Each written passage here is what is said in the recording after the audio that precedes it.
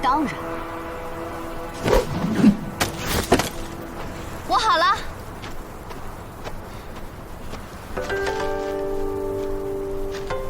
不知可否？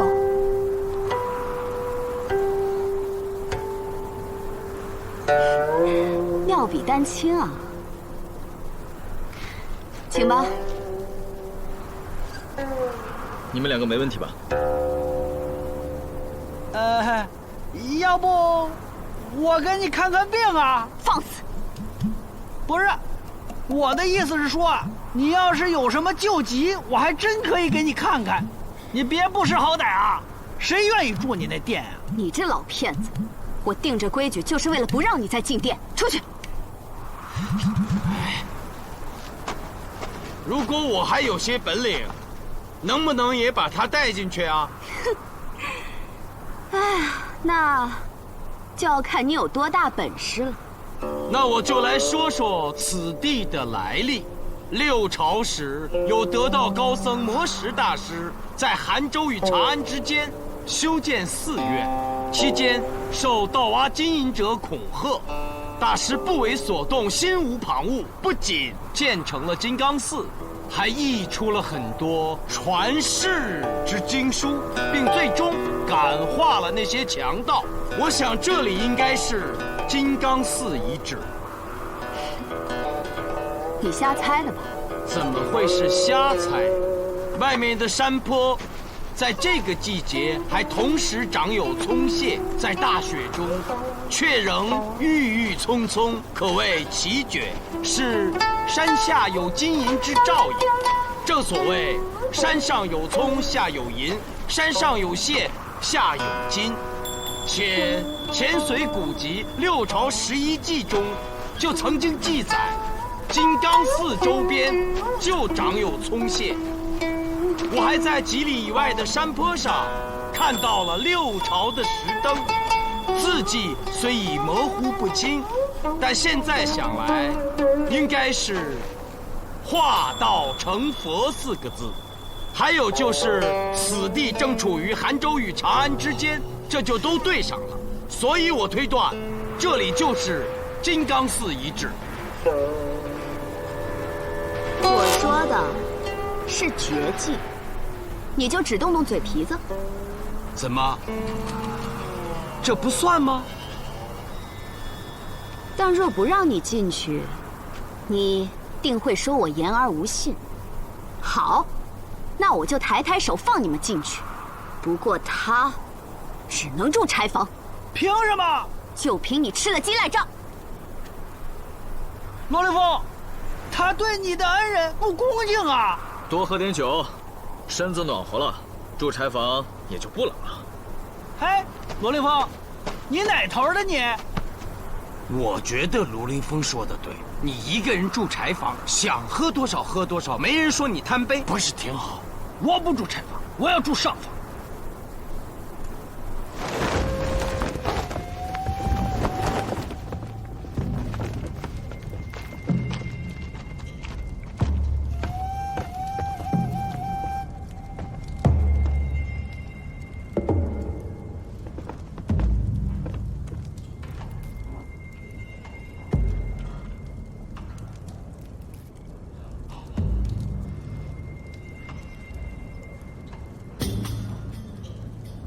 一个书生，2个商人，其中一个是粟特人，不是做香料生意的，就是做珠宝生意的。而另一个嘛，若非游侠，便是刺客。别看了，都是来躲避大雪的。跟我来。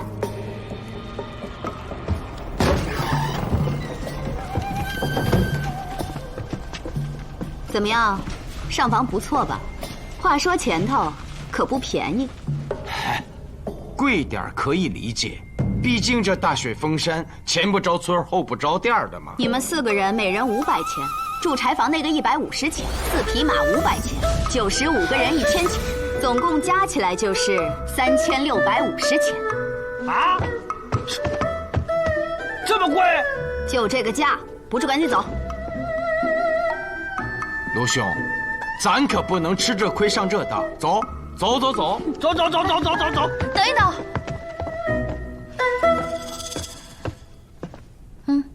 喜君，他胡乱要价，我们不住。女店主，你的价要的太高了，要不是风急雪大，我们定不会让你得逞。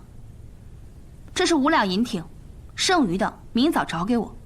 但我们要住2间上房，饭菜要上好的，酒也要管够。哼，好，旁边那间上房也给你们，怎么住你们自己定。但他必须得住柴房。哎，哎，你们嘘。哎，明明知道这是黑店，你们干嘛非要住啊？尤凌风，他图好玩，你图什么？在石阳已经耽误10几天了，你不着急到云顶去上任了？哎，还有你喜君，5个人4匹马，他收那么多钱，你就给啊？是太贵了。济世公，难道你没看出来啊？他俩是觉得这家店有蹊跷，想一探究竟。刚才说要走，并非本意。哦，喜君也学会了障眼法。刚才那样是为了不让那女店主生疑心。对呀。哎，哎呀，若真是黑店，下面那几个应该都是一伙的。不然只凭女店主和那个老伙计，还真不敢让我们这么多人一起住。那个老伙计，你先说。刚才我有意掂了掂他用的家伙，有些分量，那只是根棍子，可他用起来时，我曾随恩师督巡边关，他动手时的那个姿势，看着很眼熟啊。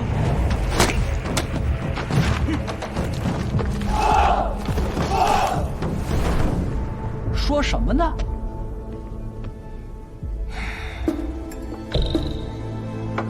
等一等，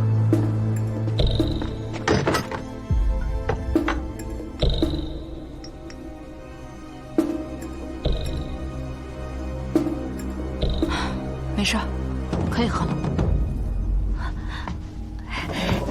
你刚才放的是什么呀？永安丹，能试毒，也能试出迷药。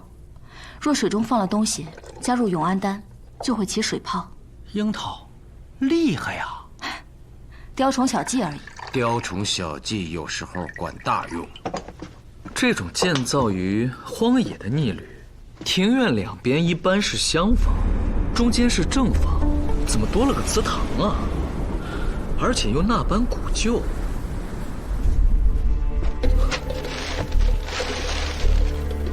不仅古旧，这座祠堂的建造方法也与其他建筑完全不同。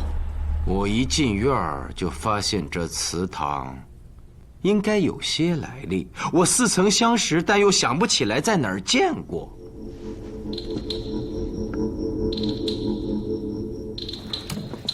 我来的时候碰到了一个雪窝子，哎呦，这太危险了，好多马匹货物，这全都掉下去了。这一眼望去，那底下密密麻麻，全是尸体。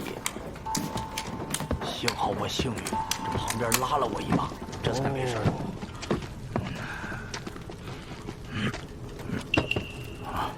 店家来了。嘿，又来一位，我倒要看看，他怀着什么绝技。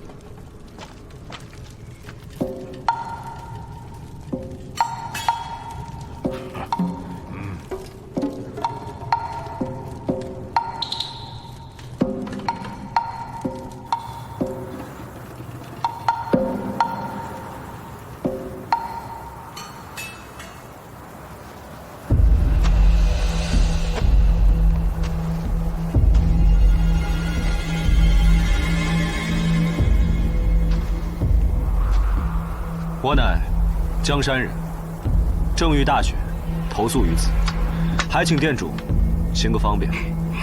那快请吧。哎，为什么他不用施展绝技就能往里进呢？店是我开的，规矩是我定的，与你何干？这大雪若是连下几天，恐怕这店里的吃的就不够了，还得去几十里外的镇子上买。天这么冷，我可不想折腾。这是谁说的？这是为了这位贵客，我愿意折腾。让开！不让？哎，那个什么山人，此店可非凡夫俗子能住的，要想在这儿歇脚，就必须亮出绝技。你什么你？你若是想凭自己的俊俏让这位女店主修改规矩，那就往里请吧。毕竟店是人家开的，规矩是他定的，我就不便多嘴了。你别搭理这个骗吃骗喝的老酒鬼，快请进。绝技是？在下现场便是。哦，还真会绝技呀！哎，大家快来看呐，有绝技了！快出来看热闹啊！走啊，看热闹去。好啊，走，去看看。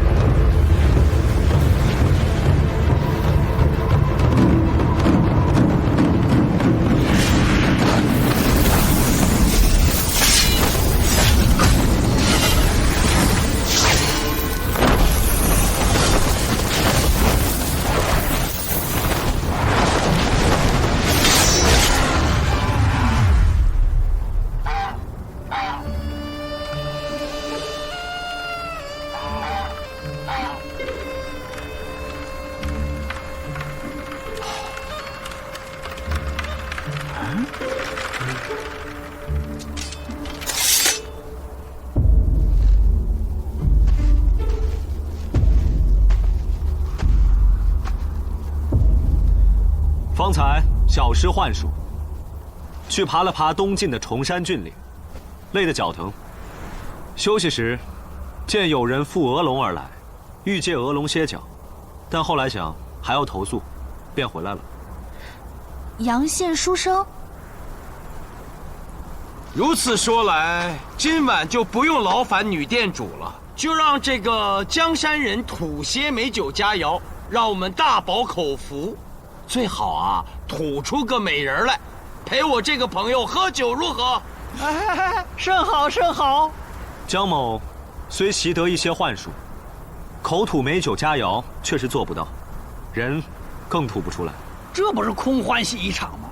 这，当着这么多读书人的面班门弄斧，见笑了。喜君，这是哪卷书啊？我怎么没有读过？是个志怪故事，回头讲给你听。山人，别站在雪里了，快进来吧。多谢店主。请。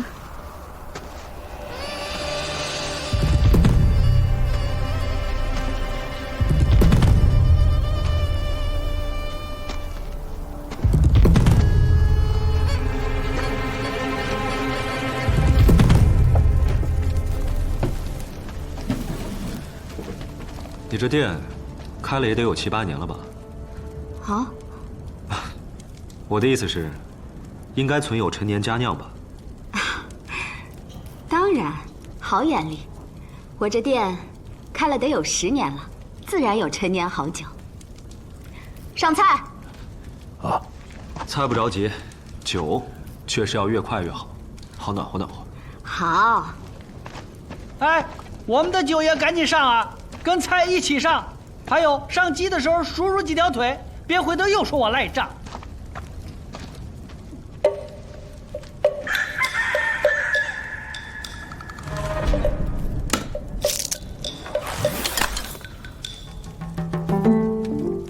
你们俩看我干嘛？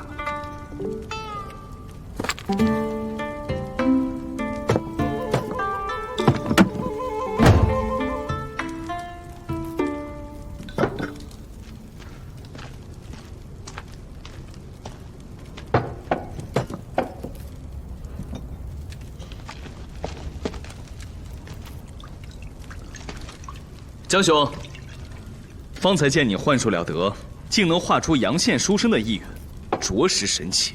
在这风雪之夕，相逢这荒野逆旅，可否怜席共饮？说得好，相逢即是缘。来，我也来一起喝。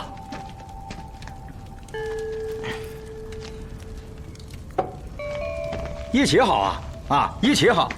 正好我那边酒喝完了，老米啊，快来，咱们一起联席，哎，共饮。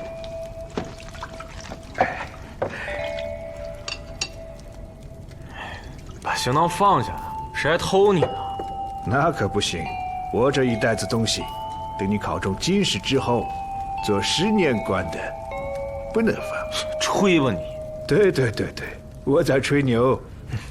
你看，现在都吃上你了吧？以后在这种地方，你就不能打肿脸充胖子。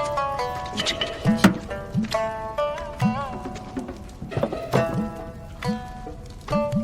承蒙厚爱。你这一斤尺，他得多花不少钱。不怕，这位仁兄气宇轩昂，一看呢，便是有钱人。哎，那位仁兄，你不过来？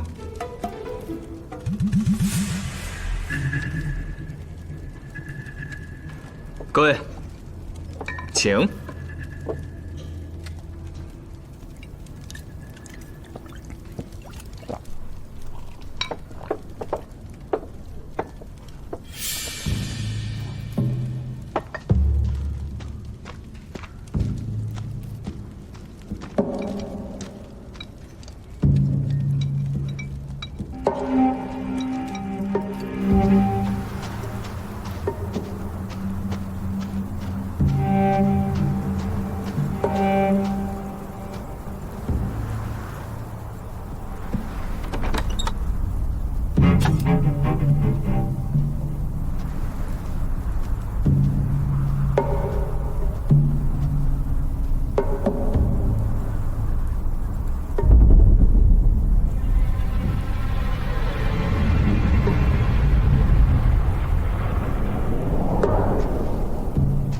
夜中不能寐，起坐弹鸣琴。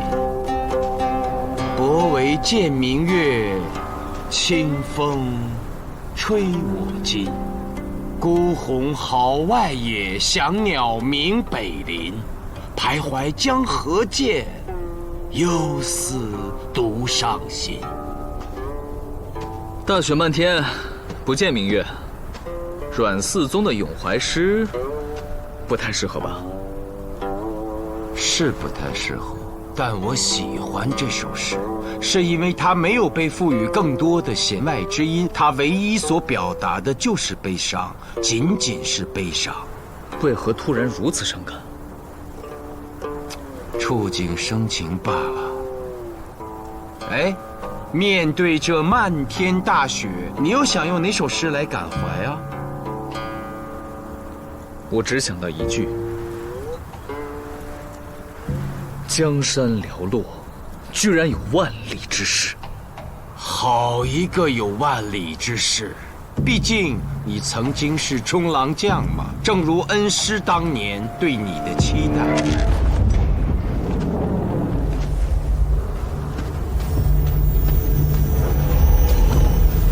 谁在里面？出来！快出来！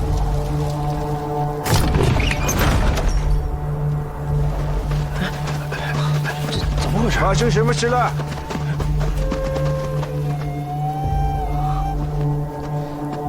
什么呢？那里边没人。我明明听见了动静，若不是人的话，难不成是鬼吗？胡说！祠堂里面只有神。神，能否让我们看看？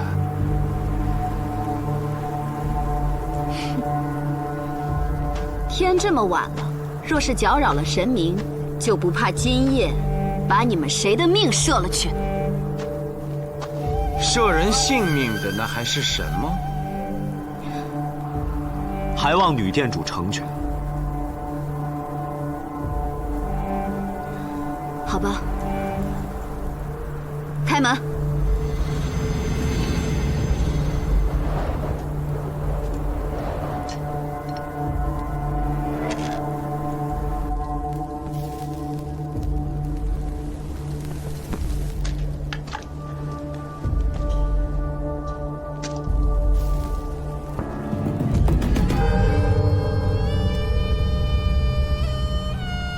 这是神？什么神？我也不知道，但它很灵，受了香火，店里便相安无事；但若不供奉它，一到夜里就闹鬼。哼！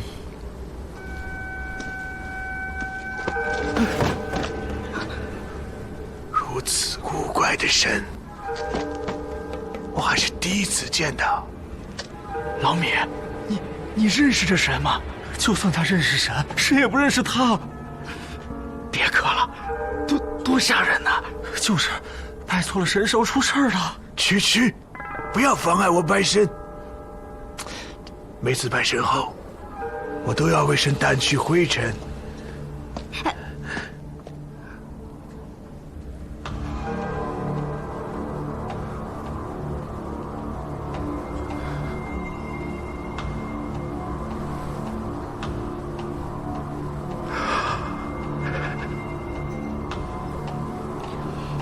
这里好冷啊，我们回去吧。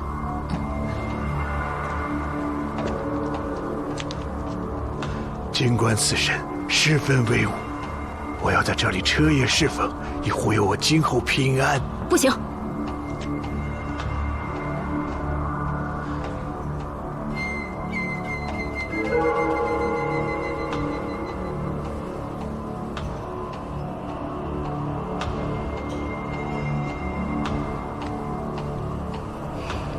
给他拿条被子。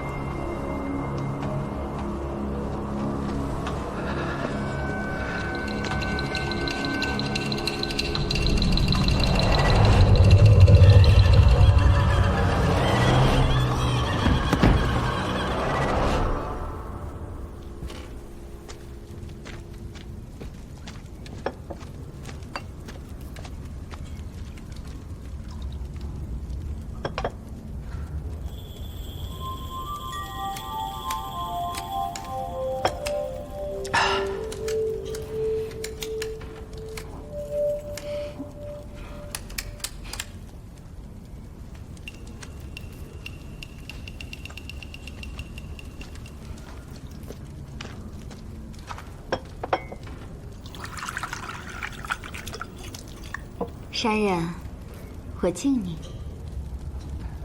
来，哎，那女店主，我们这儿这么多人你不敬，为什么单敬她一个人呢？我乐意敬谁就敬谁，用得着你管？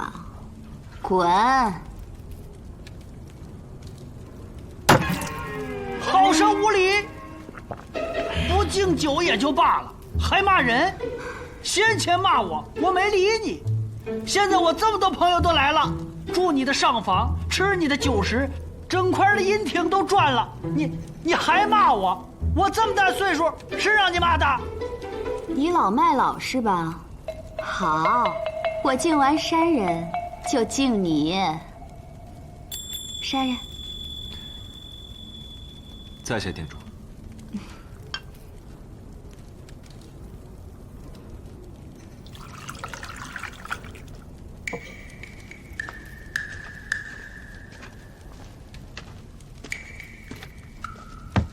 该你了。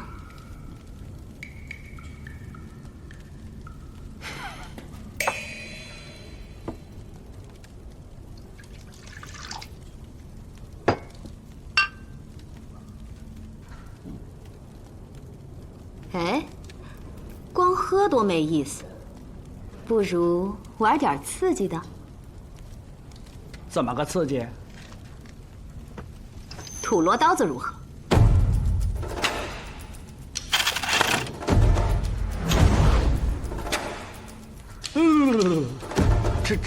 这玩意儿太危险，不玩。你不敢？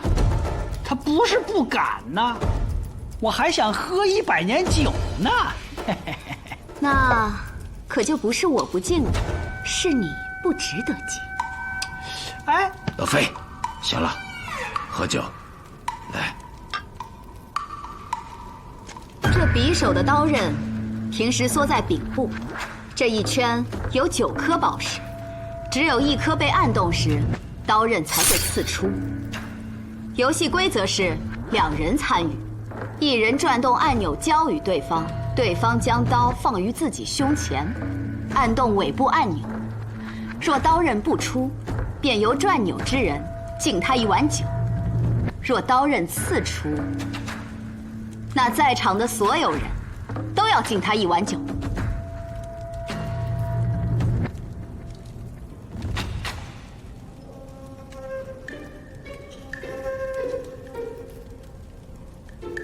哎，看你施展绝技时甚是英武啊，咱俩来啊！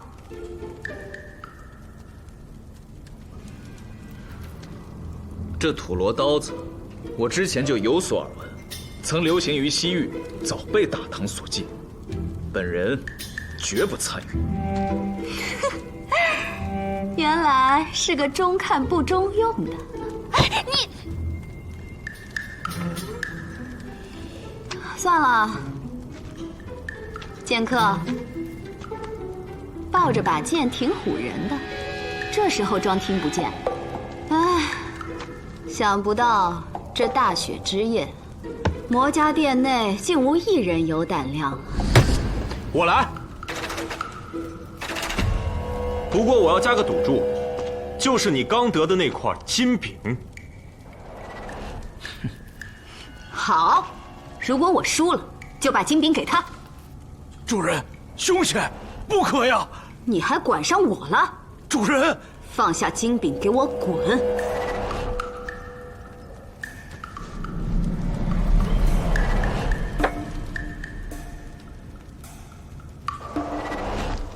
金饼就在那儿，你什么赌注？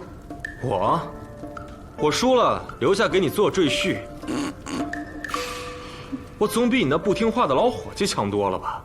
关键是，我可以为你花前有诗，我温柔的很呐。你要是输了，你就死了，做你的温柔鬼去吧。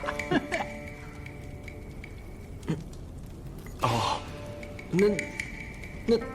那我去再想想。不行，话已出口，赌局既成。不。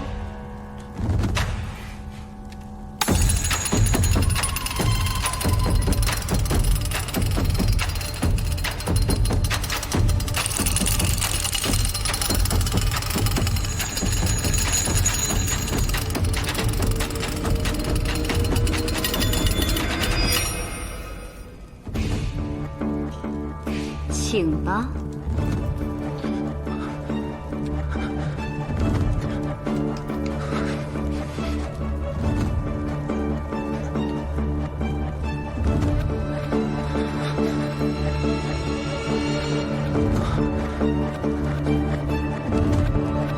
赢了有金饼，输了得美人。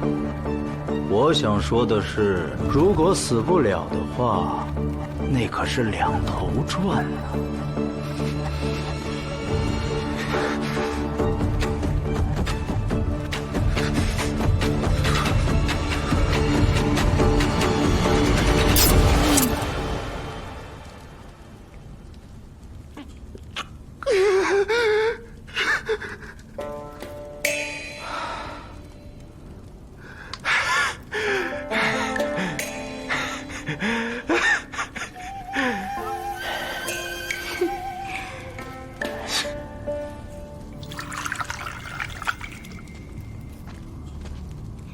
郎君，敬你。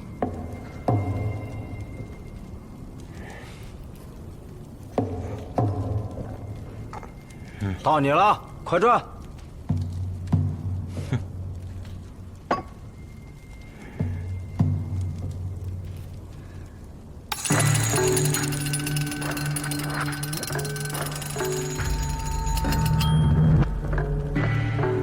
娘子，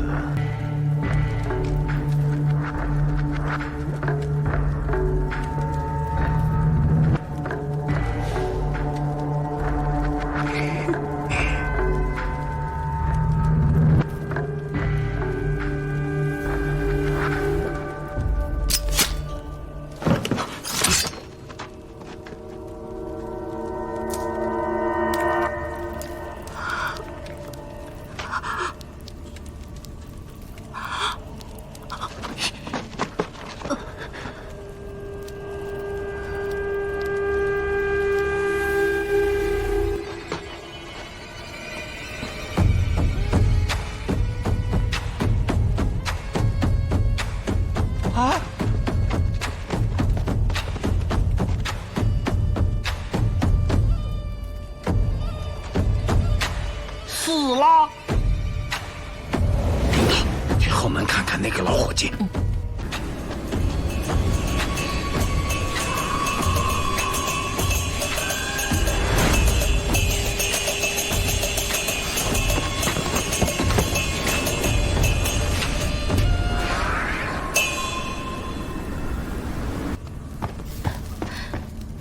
那老伙计从后墙跳出，早无踪影，但看见3个人正朝魔家店而来。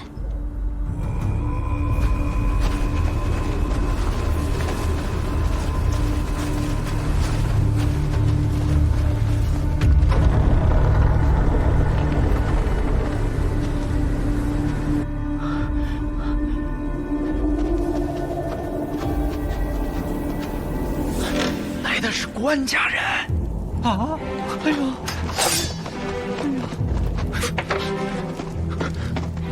不是，那个，你们也都看到了啊，玩点刺激的，是他提议的。这土罗刀子也是他自己的，他赌输了，自己被刀子刺死，与我蓝君怎么管？诸位，玩背景的赌博游戏，还在眼皮子底下闹出了人命，若被追查，我等都逃不了干系。那你有何建议？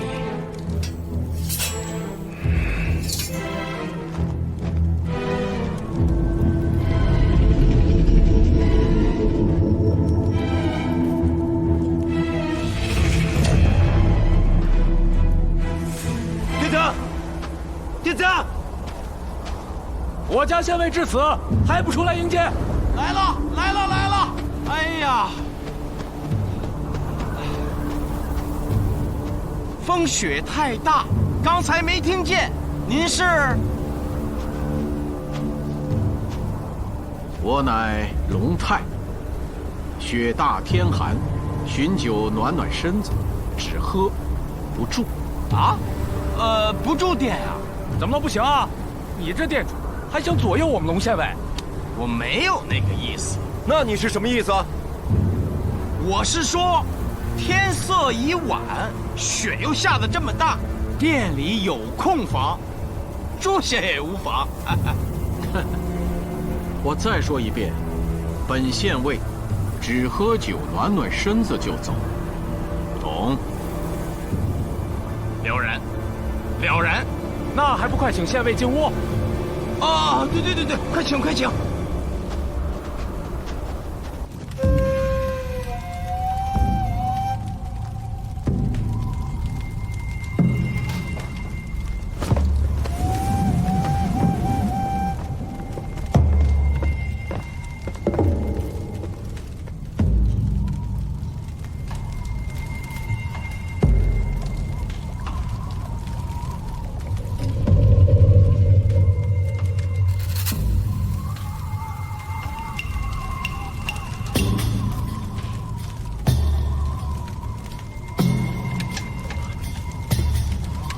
老费，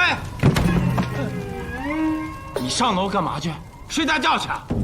我真是瞎了眼了，瞧你当伙计，你天天偷鸡吃、偷酒喝，我就不说了。这贵客来了，你还不下来赶紧招呼客人？哎呀，来了，主人，我不敢。去拿酒去。我拿酒去，我拿酒去。贵客里边请。这金饼是否应该分我一半啊？不然我怕我忍不住告发你呀。死了人在场的都有份儿，别想趁火打劫。龙县尉深夜进山，这是在查要案吧？路过而已。路过。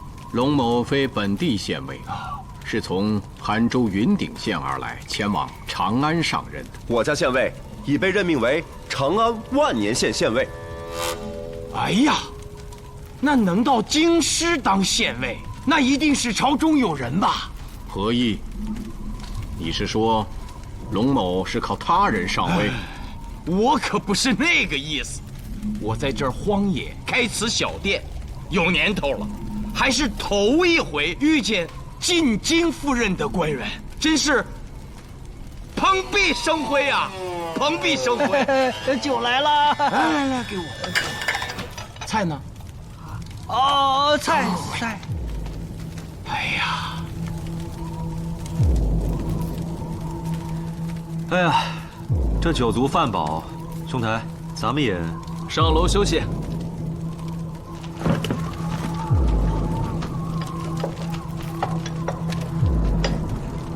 橘子啊，我也不胜酒力了。那就不喝了，明早还要赶路呢。你走，走。哎呀，小心点啊！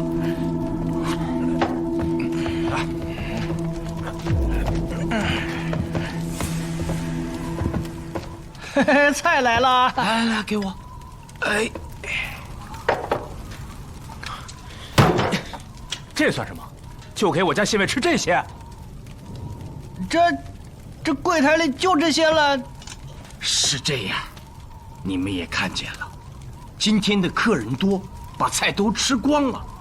啊，这样，我这就去厨房再找找啊。你们先喝着，稍等。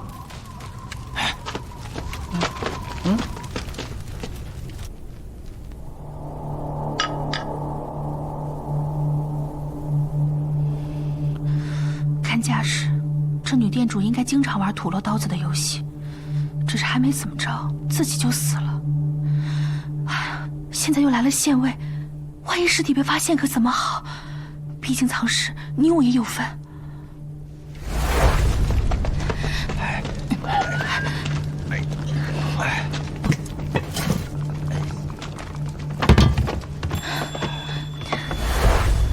已经发生了，就没什么好怕的。只是一堆人住在这无主之店，今夜还真不知道会不会继续出事啊！哎，你没觉着吗？有苏无名和卢凌风在的地方，就是爱出事。还真是。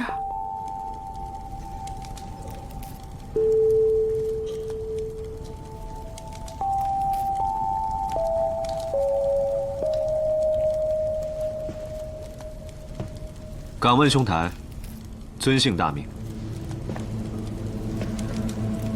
我姓卢，无名之辈不值一提。客气了。多亏卢兄同伴，扮作店主，要不然我们从装束上看，那位抱剑的仁兄，因常年行走于江湖，不想与官府纠缠，才出了藏尸之策。谁又想与官府纠缠？要不是这么大的血，我也不会投宿这荒野逆旅。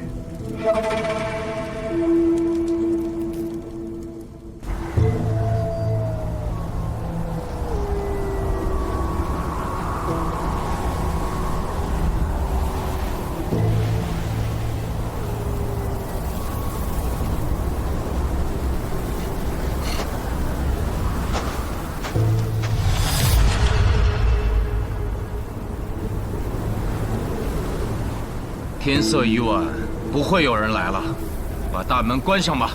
哎，嘿，真把我当伙计了。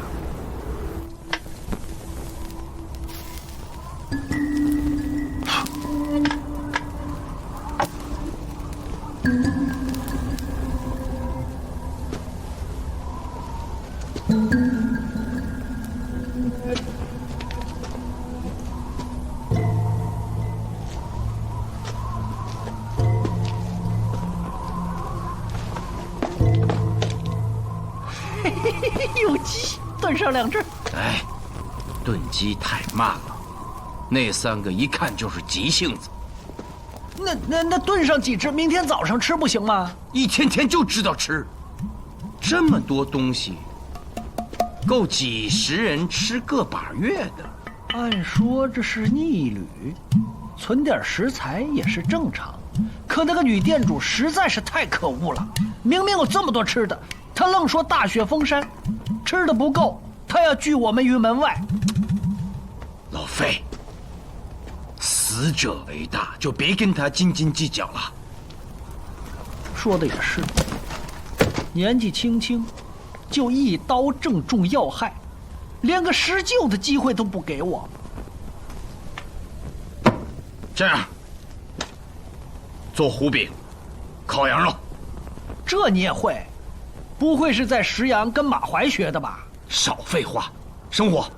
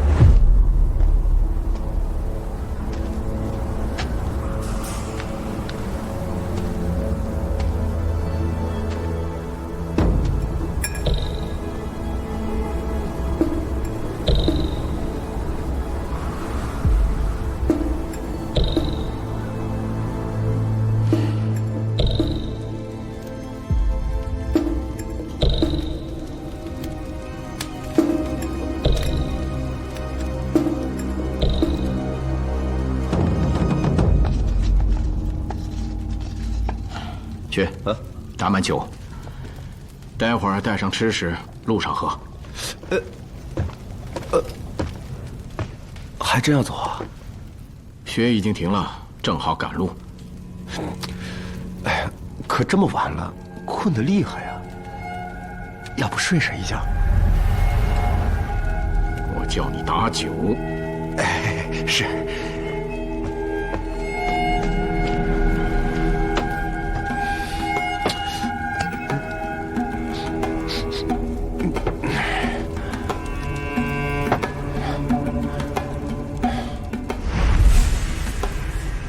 哎，那有一大缸酒。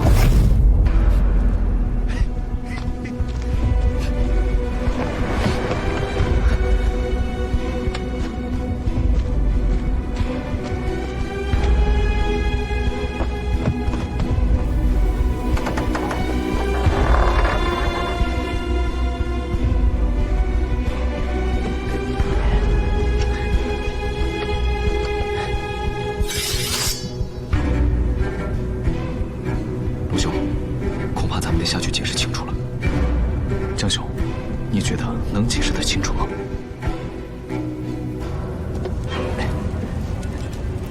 别呀！嘿嘿，别让贵客自己动手啊！嘿嘿，哎，我跟你说，哎呀，这要是让我们主人看见了，他又得骂我。哎，刚出炉的糊饼加烧羊肉。你们香不香？还真香。香还不赶紧吃，趁热呀！来，请慢用。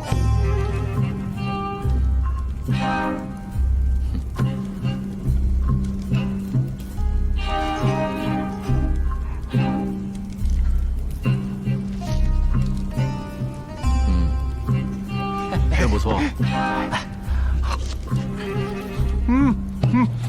不错不错，还真香啊！没骗你们吧？刚才你不就是想打酒吗？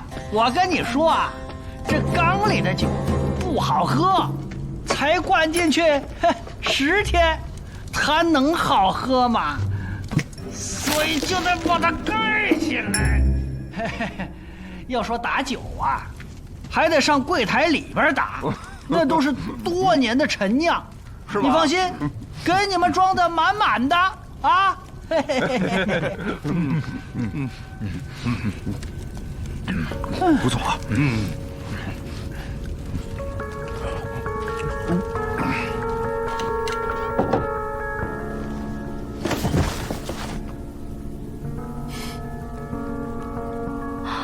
这费叔临危不乱，大将之风啊！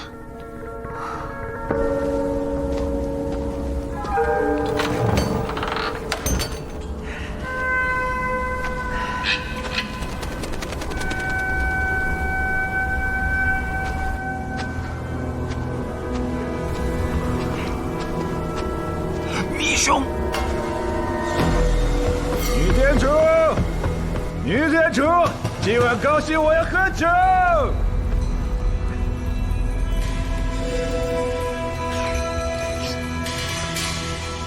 哪儿来的女店主？老米，你老惦记我媳妇儿干什么？她是何人？干什么的？那个，他是做珠宝生意的，怕吵，非要住到祠堂里。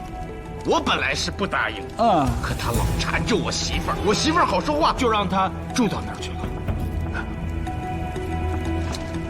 下这么大雪，我媳妇儿担心孩子，回家去看孩子了，明天才能回来。哎，我警告你啊，你再惦记我媳妇儿，缠着我媳妇儿，我就把你撵出去。是，这是这么香的？这是新烤出来的羊肉糊饼，你要想吃得另算钱啊。单算无妨。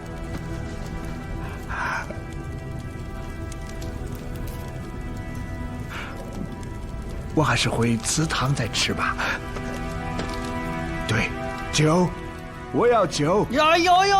有。酒也得另算钱啊！好。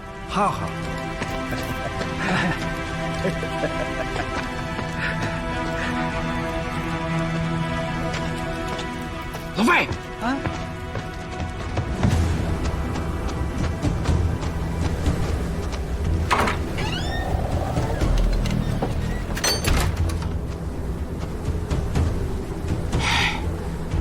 刘县尉，羊肉的味道还不错吧？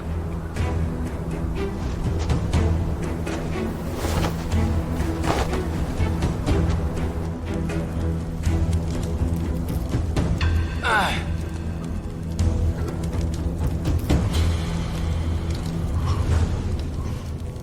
来。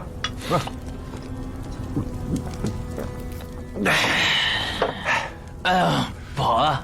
来，痛快。身子也暖和了，困了。小魏，这客栈还算干净。那你们留下睡。我不是这意思。小魏，等等啊！胡饼拿着。小魏，老费，还不赶紧给县尉开门去？哎，好嘞。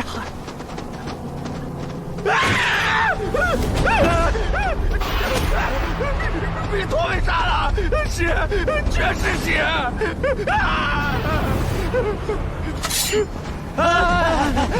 你又不是本地县尉。对呀，别耽误了夫人京师的刑期啊！我虽非本地县尉，刑期也固然重要，但人命关天，岂有不察之理？让开！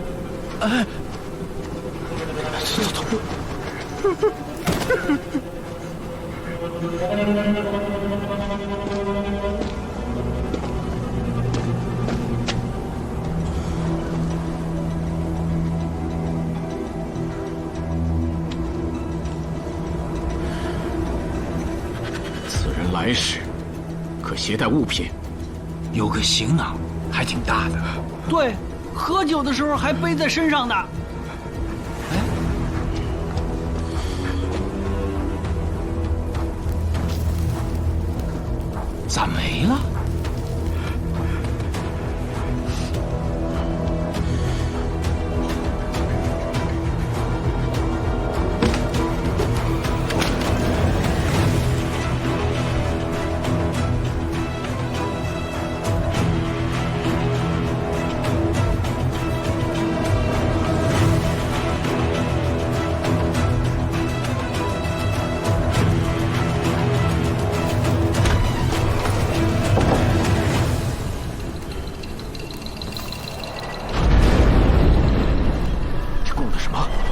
山神。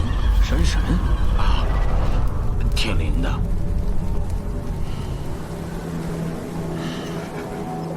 我问你，大半夜的，为何来这祠堂？我睡不着，我就想看看这弥陀到底想干什么。他是做珠宝生意的，又是粟特人，精着呢，没什么原因才不会来这祠堂的，冷飕飕的，所以我怎么没看到你出来？走的是后门。后门？那你为何从窗户跳进这祠堂？不是怕你们看见吗？为何怕被别人看见？我捆了！县尉，县尉，你听我解释啊！县尉，听我解释啊！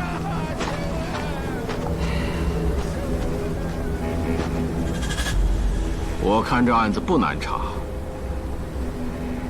院门锁了，围墙也不低，这么冷的大雪天，凶手连夜逃走会被冻死，估计仍在这逆旅之中。来啊，在，把所有人召集到大厅，记住，是所有人。是。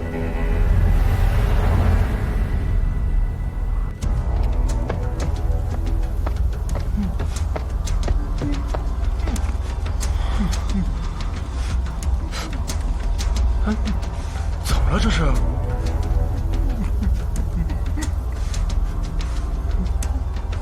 不是，我这刚睡着，什么事儿啊？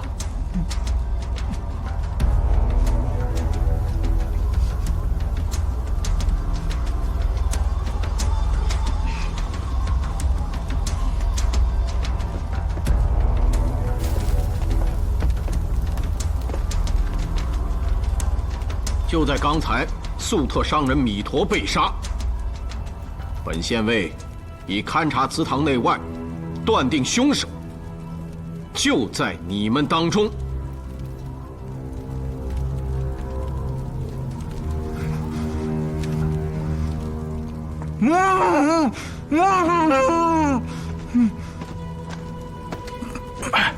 你要说什么？我说什么呀？你是不是跟弥陀一起来的魔家店？对，我俩是在长安相识，后在渭城一重逢。他去兰氏城，我去碎叶城，故结伴同行。那弥陀的行囊可是被你偷走的？我没有，刚才我趁你们不注意，偷偷下楼，从后门溜出去。到祠堂找弥陀，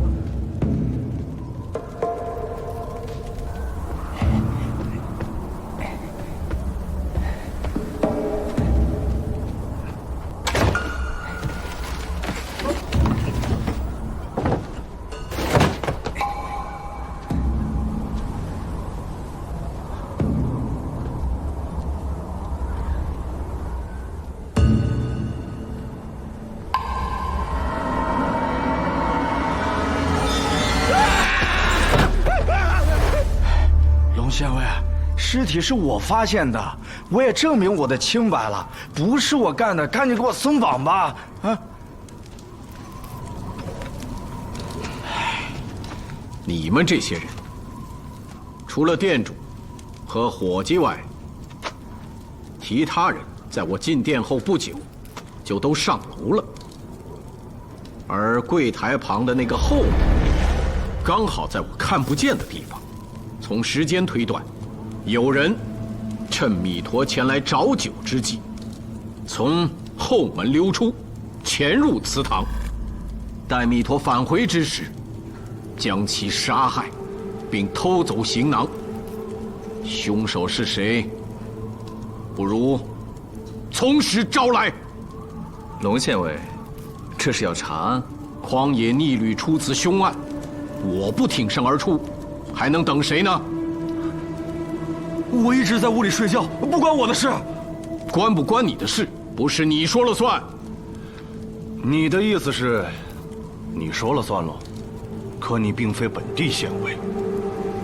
不是本地县尉又如何？我身为朝廷命官，随时击凶我之责也。你抱着把剑装什么侠客？我看你就很有嫌疑。可笑！哎，你要干什么？我告诉你啊，不要在我的小店闹事儿。你少说两句，坐下，坐下。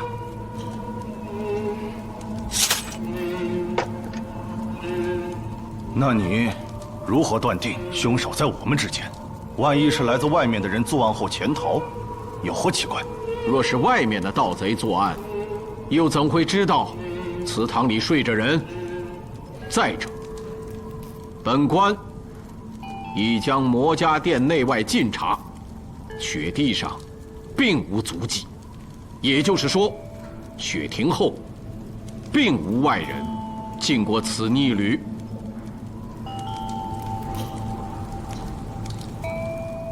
哎呀，难怪提拔为京师的县尉，果然厉害！混账！你是什么东西？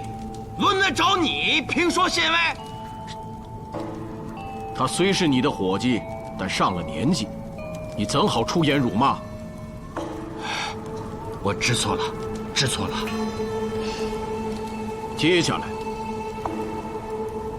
我要一个个的询问。当然，你们也可以相互揭发，我指谁，谁就给我坐到这口大缸上。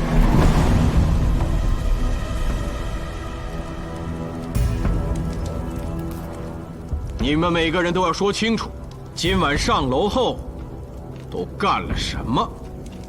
说之前，需报出自己的姓名、籍地、作何营生，又去往何处。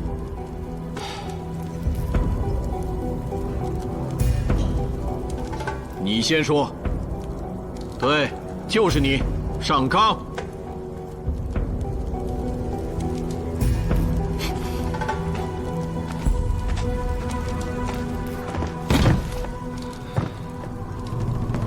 我叫卢无名，范阳人士，居长安。此番携家眷去敦煌，到莫高窟还愿。家眷，我进门时见你4人同席，2男2女，哪个是你家眷？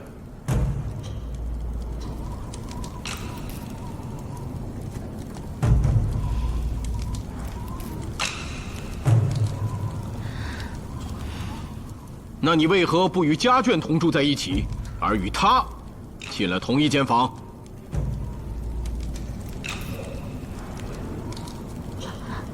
哦，是我在路上与这位姐姐相识。我问你了吗？今日在这里，见江山人清雅脱俗，便有了结交之意，同席共饮，相谈甚欢。本想一醉方休，聊到天亮，没想到县尉来了。怕打扰到您喝酒，就上楼聊天，有何不可？还没说你作何营生？吟诗习武，算不算营生？姑且信你。你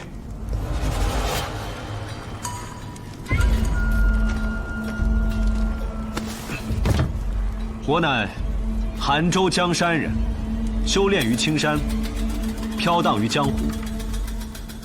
正如卢兄所言，上楼后，我2人一直谈古论今。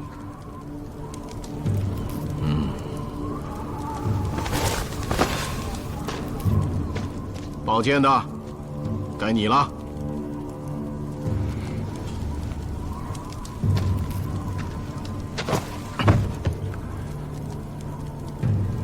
无名无姓，天地游侠，上楼后便不曾下来。至于其他的，无甚可讲。无甚可讲？待会儿若是发现你撒谎，有你好看！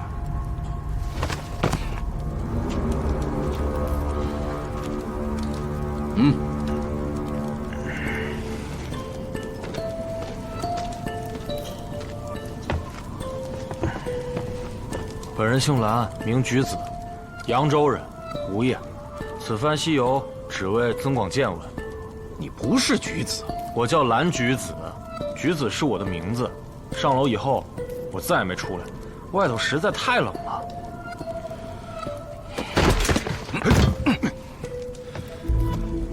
贾不离，魏州人，客居长安，做珠宝生意。其他的刚才都说了。我叫裴喜君，长安人，随夫君去莫高窟还愿，路遇樱桃，结为姐妹。今晚同住，进屋就休息了。楚樱桃，潭州人，自幼丧父，流落江湖。有幸结识喜君妹妹，相约西行，今晚同住，并未下楼。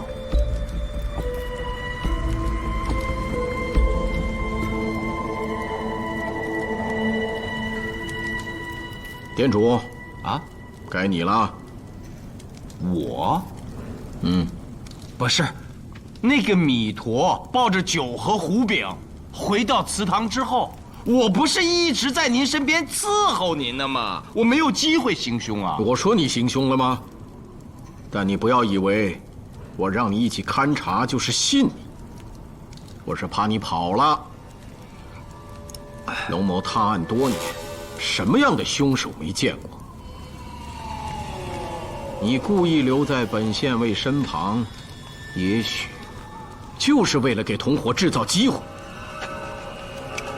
那米驼一进门就喊女店主，可见与你娘子甚是熟络。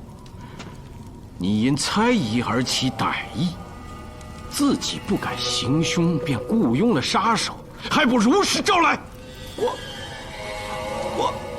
我就知道你没那么容易招供，大刑伺候。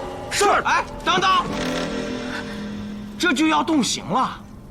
那我问你，这小店一共就这么几个人，你说哪个是我雇的杀手？我是诈你呢。坐到杠上去。我也得上杠。你说呢？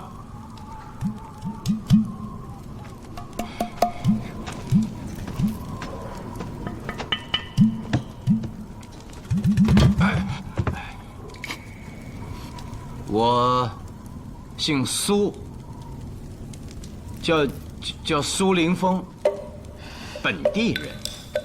之前呢，在雍州武功县做点小买卖，挣了点钱，就回到家乡，开了此逆旅。助人的逆旅，却不见在大路边，而造于荒野深处，为何？那不还得问你们这些官差吗？什么意思？为庶人之乱，平息好几年了，可有些弊政，朝廷一直都没有彻底扫除，尤其是下边，苛捐杂税太多了。就比如说我开着小店，1年12个月，月月都得交各种税，就连鲜有人出门的正月，也得交税。所以呢，我就把这小店儿开到这荒野深处，住的人虽然少了点，但跟交的税比起来还是划算的。你是在逃税啊？也不能这么说呀。该交的税我还是都交了的，啊，可是那些苛捐杂税，恕难从命啊！这我要是交了，岂不是在滋养硕鼠？说得好啊！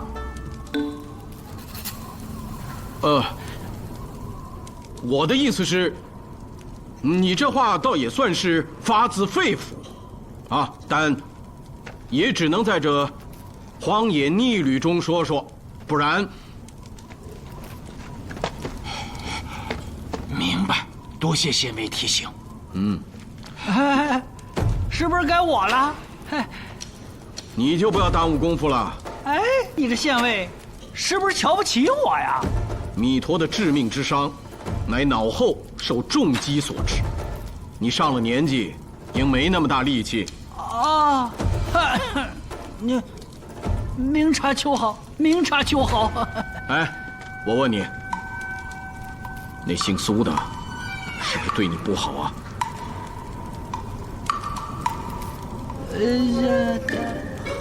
还凑合。让你穿得如此寒酸，你还说凑合？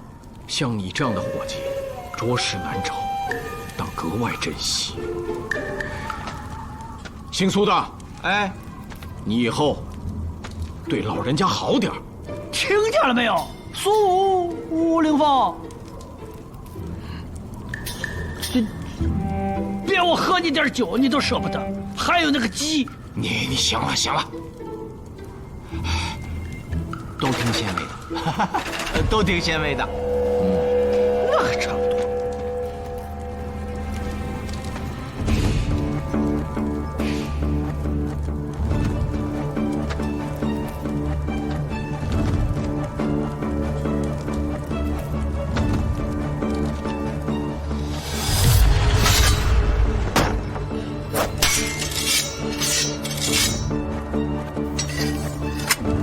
除2名女子、店主和老伙计外，你们所有人都走过来，把右脚踩进去。你先来。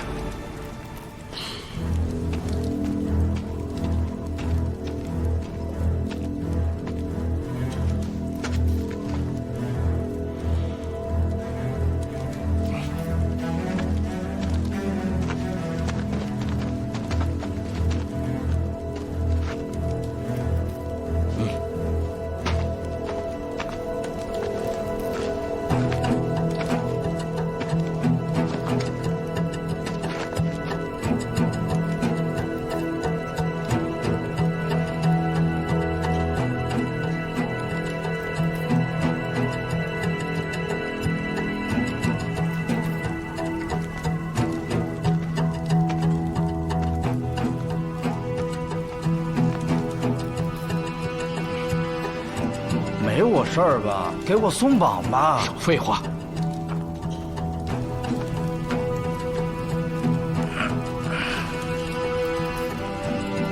我就不用去了吧？我一直睡觉来着。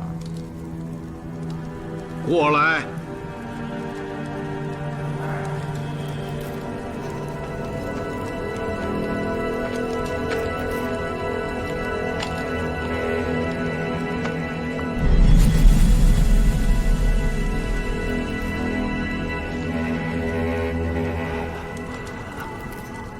来人，在，去搜查蓝橘子和剑客的房间。是。凭什么？哎呀，剑客，县尉也是为了缉拿凶手，还大家清白。你别在这儿捣乱，过来。老人家，啊，你带着他们一起去，也做个见证。哎，好好，随我来。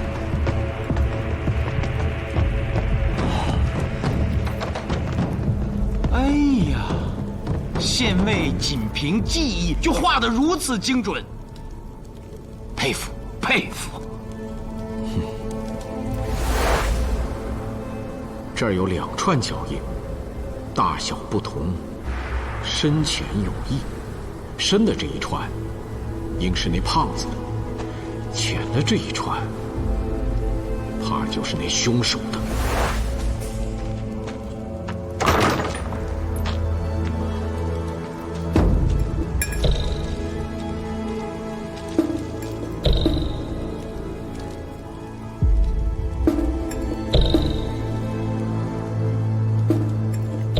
不用问，这是在你房里搜出来的，就是在他的床铺之下搜出来的。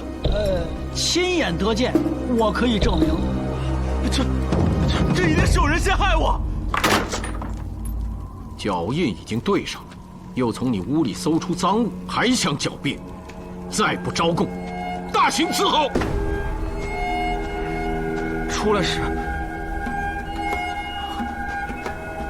我见米陀身上并未背行囊，又想他说过，把行囊放下，是来偷你的。那可不行，我这一袋子东西，等你考中进士之后，做10年官的。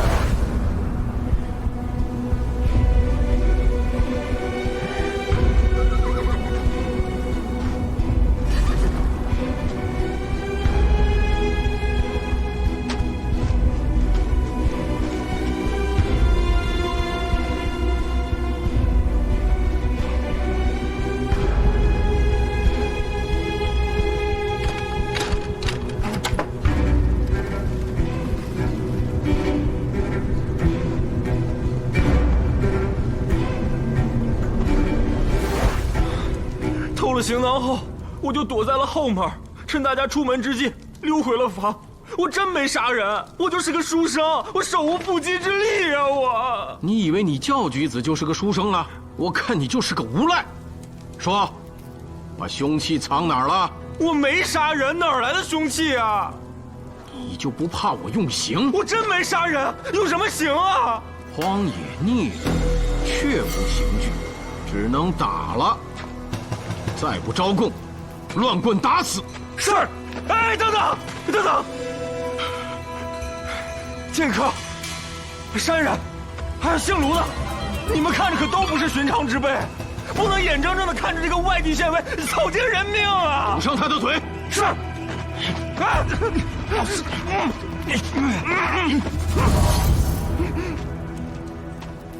本案已告破，我会连夜赶赴深县县城，明日一早就将凶手蓝橘子及赃物交由深县县尉处置。如此一来，今晚我们便能睡个好觉了。这都是龙县尉的功劳啊！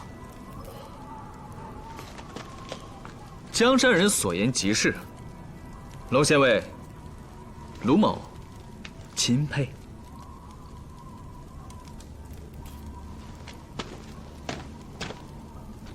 龙县尉心怀正义，体恤民情，查案有方，断案如神。到京师上任后，必定大有作为。虽然万年县只有您一位县尉，但我相信您一定会协助县令，把朱雀街以东治理得井井有条。那是，我一到京师，必将万年县的贼盗一扫而光。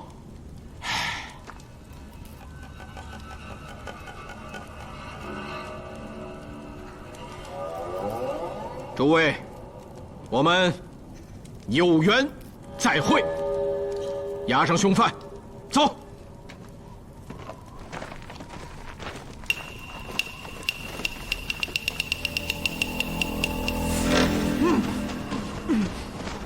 贼寇休走。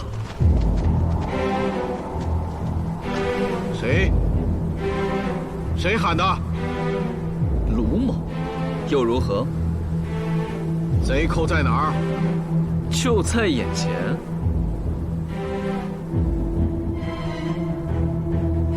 谁啊？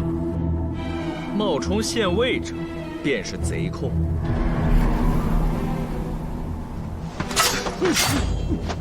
县尉，我看这些人全是贼寇，你一声令下，我们全部诛杀。你以为你穿上这身衣服，就是攻下的捕手？是此刻束手就擒，还是让卢某费些力气？姓卢的，你是何人？这么大的口气！你又是何人？竟敢冒充县尉！老大，漏了。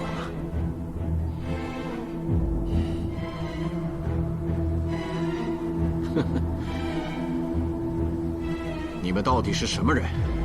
龙某又是怎么露的马脚？还是我来说说吧。那些苛捐杂税，恕难从命啊！这我要是交了，岂不是在滋养硕鼠？说得好啊！苛捐杂税确实令人痛恨，但身为县尉，催缴赋税乃重要之责。我提到苛捐杂税时，你的反应与你的身份不符。当然，那个时候你还没有彻底暴露。我也并未怀疑，毕竟你仪表堂堂，查案得当，询问干净利落，对比脚印的方法更让人佩服。可惜接下来，虽然万年县只有您一位县尉，但我相信您一定会协助县令把朱雀街以东治理得井井有条。那是，我一到京师，必将万年县的贼盗一扫而光。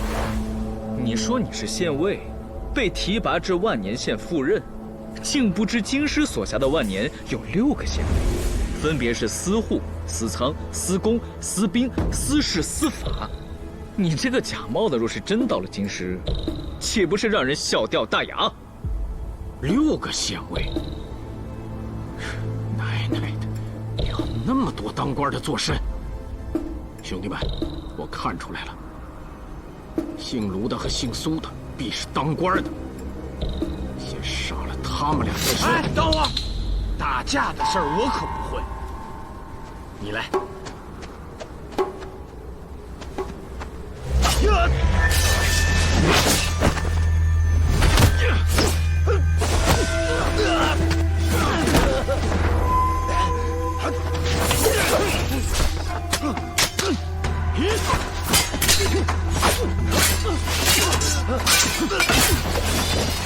哎，你们不能3打1啊！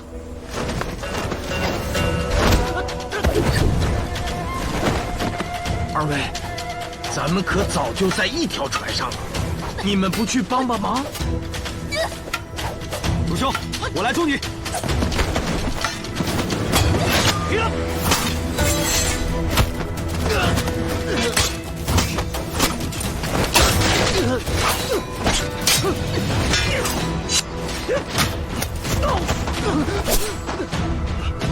不信，不信。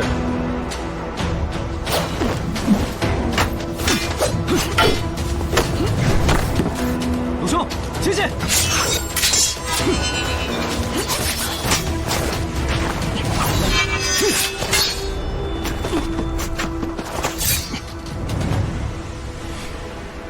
你武艺不错，你胜之不武。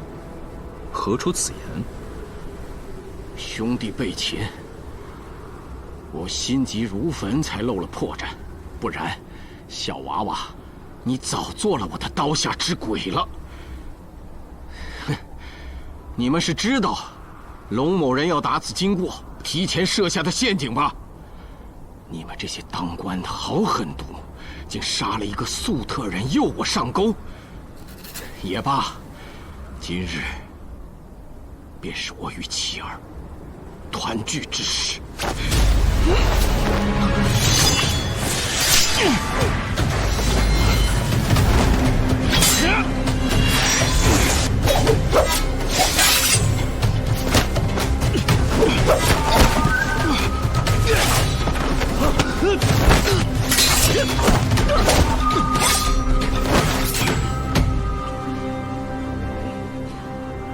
你胜之不武，你们3个打1个。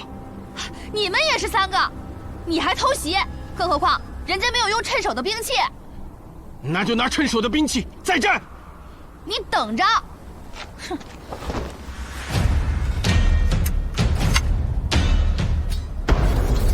这个假县尉狂妄自大，好好教训他。遵命。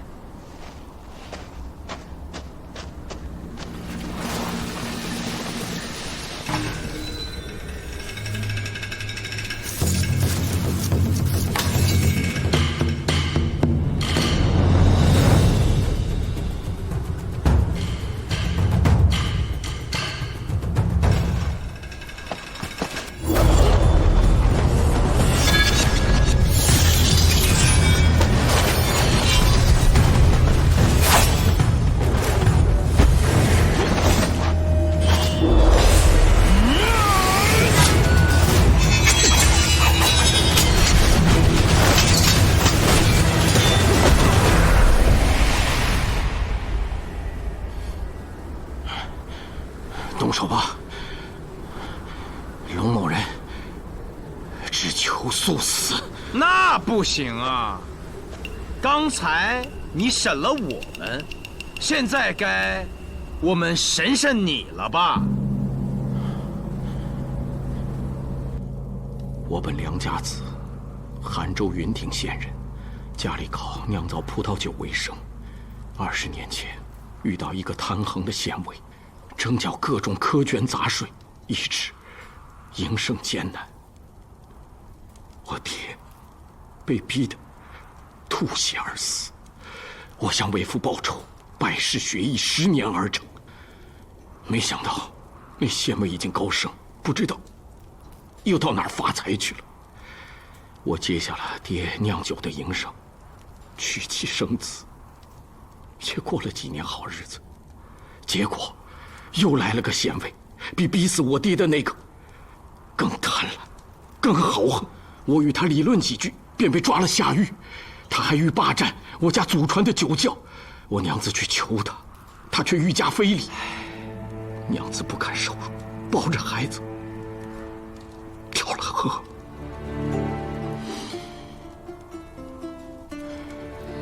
我在狱中得了消息，想法子越狱而出，将那县尉打了个半死。哎，那你为什么不给他杀了？我虽习武10年，但从来没有杀过人。见那狗县尉家财万贯，我一气之下将其洗劫一空，自此游走江湖，结识了这2位兄弟。他们俩的遭遇也都跟我差不多。我们3人皆痛恨横征暴敛的县尉，所以每到一处，必将县尉家盗个精光。不过，深县的县尉倒还清廉，家里竟毫无油水，听说是个年轻人，我还真想见他一面呢。家中无油水，就能证明是好官吗？我打听了，去年闹蝗虫，好多田地颗粒无收。这个年轻的县尉，散尽家财救灾，这还不是好官吗？哎，行了，先不说别人的事儿，先说说你，为何顶着万年县县尉的帽子要去长安啊？听说京师也有县尉，想必油水更大。你胆子也太大了。就是啊，敢假冒县尉，我一进门就看出他不是好东西了。诸位，现在知道我是被冤枉了吧？快给我松绑啊！人虽不是你杀的，但赃物在此，偷东西这事儿没冤枉你吧？旅途之中有点小偷小摸也是可以理解的。哼，你还真是无赖！你一个小女子那么厉害干嘛呀？敢与男人斗狠，以后是要嫁不出去的。嫁人不需要你操心，我先割了你的舌头。樱桃，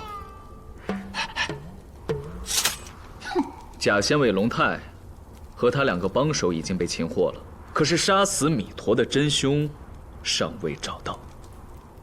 诸位以为谁的嫌疑最大？反正不是我，也不是我。既然假县尉已经露出原形，那真县尉也就别再矜持了吧。莫非卢兄是县尉？在下卢林峰，赴任云顶县尉途中，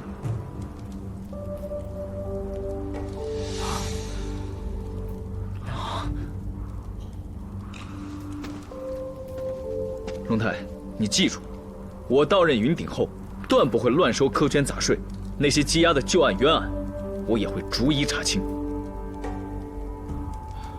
若真如此，是云顶之福啊！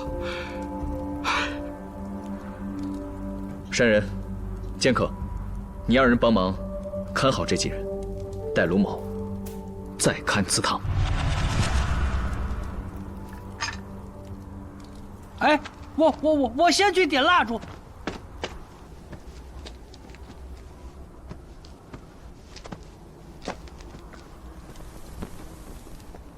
老费，你在做什么？啊，在石阳的时候，我看那个女巫做曹慧念起诗来，甚是威武。我费老神医也想学学练练。我刚才把她浑身上下都摸遍了，并无伤害。这致命伤就在这脑后。你退后。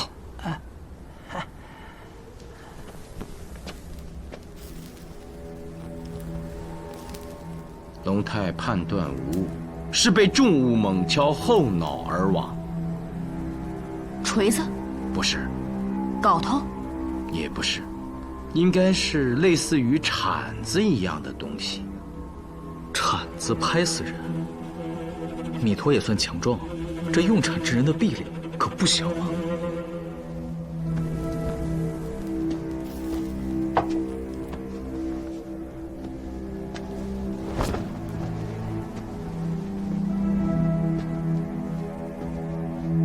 我觉得这祠堂好像少了什么东西。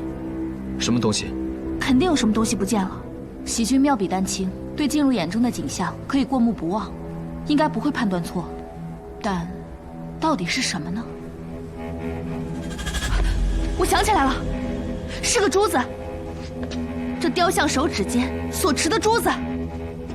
哦，对，那个弥陀擦拭神像的时候，他还闻来着。你这么一说，我也想起来了，是有颗珠子。弥陀入住时还在，现在却不翼而飞。再仔细找一找。哎，对，找，放到哪儿去了呢？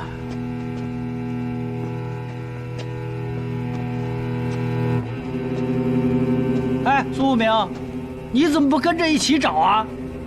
我在想，这个弥陀是粟特人，最善于拾宝，也许就是因为这颗珠子，他才执意要住在这祠堂。有道理呀。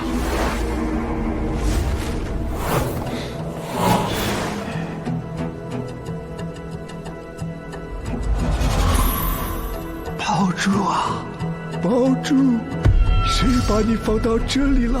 真是暴殄天物啊！弥陀是很小心的，就连喝酒的时候都背着他的行囊。就是因为这价值连城的宝珠，所以他才……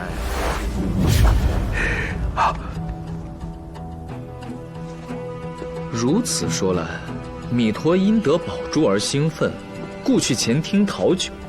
蓝橘子趁机盗取其行囊。那凶手？雪地上并无更多脚印，凶手应是早就潜伏于祠堂之中。谁说进祠堂非要从雪上走了？苏无名，你倒是提醒了我。细君，还记得初入祠堂时，你说冷吗？我一进祠堂里，也感到阵阵寒意。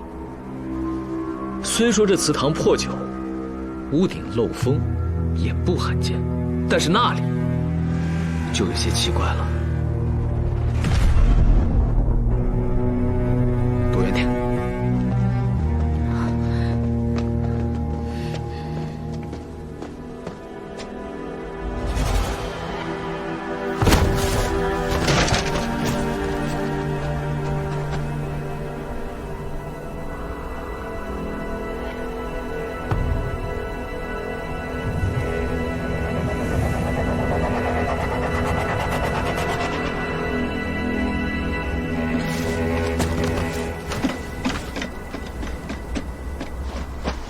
哎，你这欺负我们上不去是不是？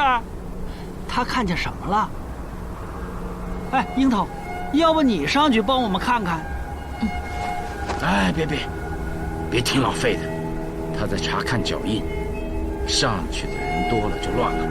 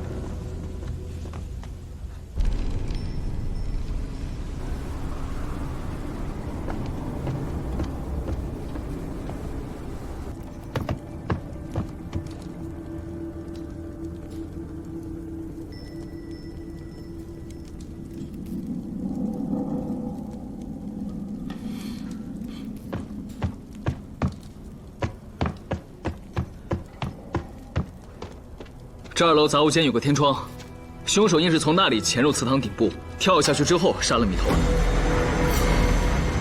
那必是轻功了得之人。虽雪地上没有留下脚印，但祠堂顶部和2侧厢房房顶各有1排。可疑的是，从留下的脚印大小来看，并非同一个人。哦，那会是谁呢？人不都在这儿了吗？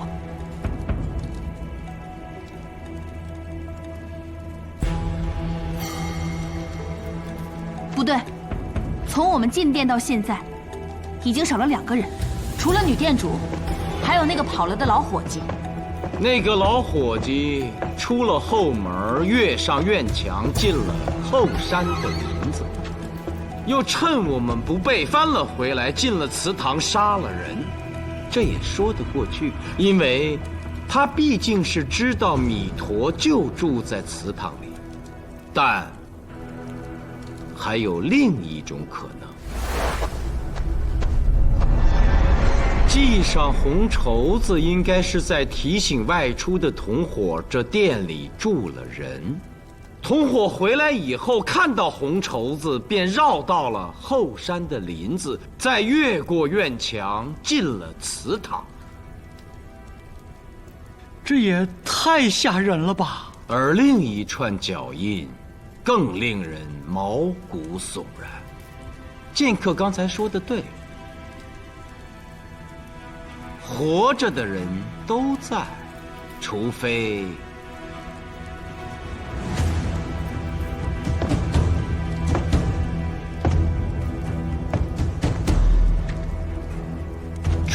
女店主死而复生。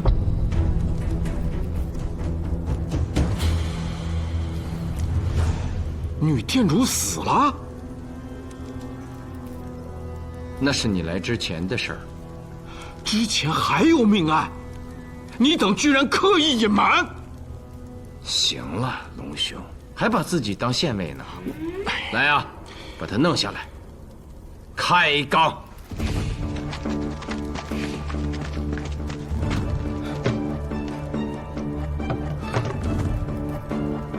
绳子是完好的。引导。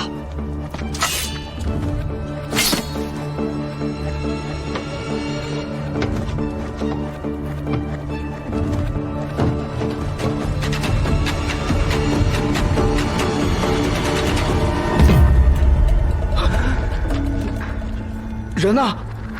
不，尸体呢？那就是这缸有问题啊！玩吐落刀子之时，这口大缸始终敞着盖子，也许就是那女店主故意给自己留的藏尸之处。你分析的对，也许这就是真相。让我看看。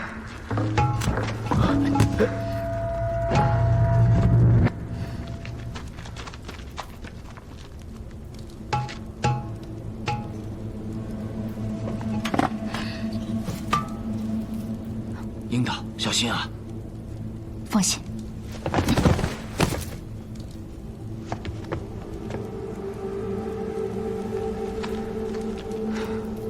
还好有这位姑娘，洞口如此窄小，我们这些男人根本进不去。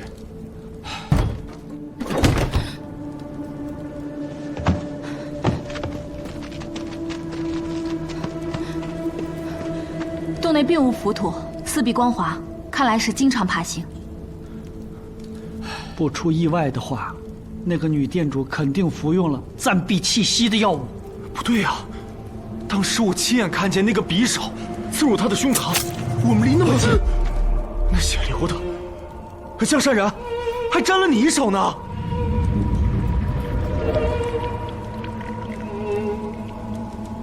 唉，这都是雕虫小技，弄2个血包，前胸后背一放，用那吐罗刀子一挤，不就压出来了吗？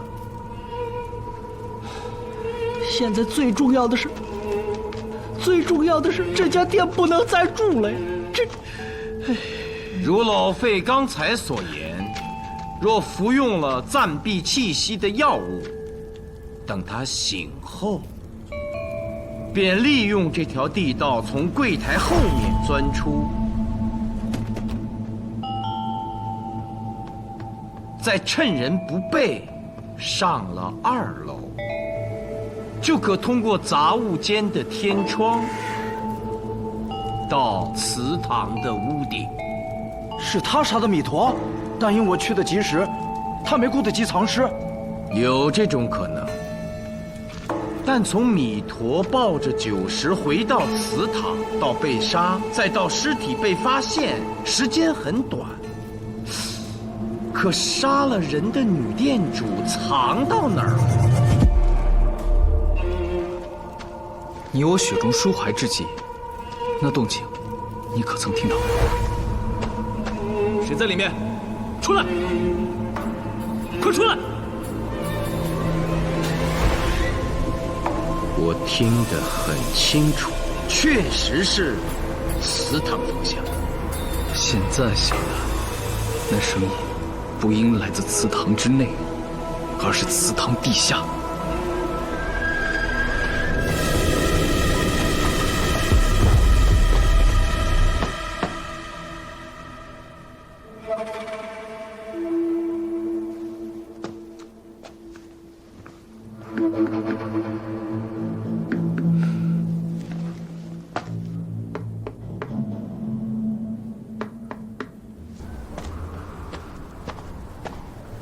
地下似有空洞之声，但并未找到入口。哎呀，这魔家店真是挂羊头卖狗肉！这荒野逆旅压根儿就是为了掩人耳目所建。盖这么多房子，就是为了掩人耳目，这是要做多大的买卖呀？老费少给了鸡钱。伙计不让走，女店主却要放他走。我们想住店，既被他逼着要亮出绝技，他又要出高价，其实就是在撵我们走。由此看来，他开这逆旅绝不是为了赚钱。没错，此地之前根本没有什么荒野逆旅，除了这个祠堂，所有建筑都是新建的。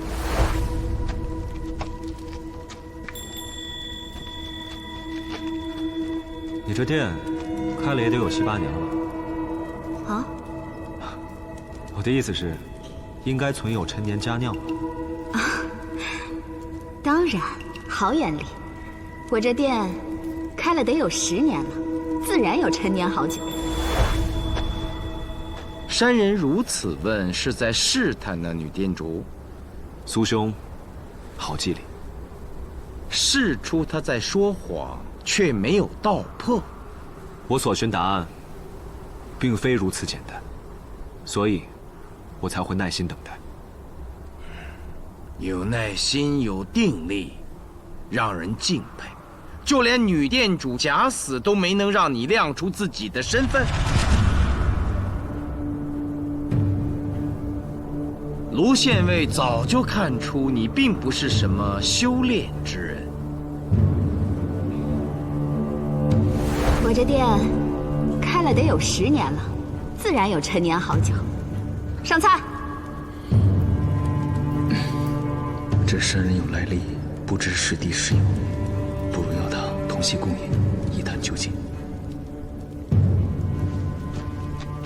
江兄，方才见你幻术了得，竟能画出阳线书生的一语，着实神奇。在这风雪之夕，相逢这荒野逆旅，可否联席共饮啊？原来江某从未逃出过2位仁兄的法眼，还一直装模作样，真是惭愧。我等受审之时，卢县尉曾说自己叫……我叫卢无名，而苏兄说我姓苏，就叫苏凌风。如今，卢县尉已道出自己的真名，卢凌风。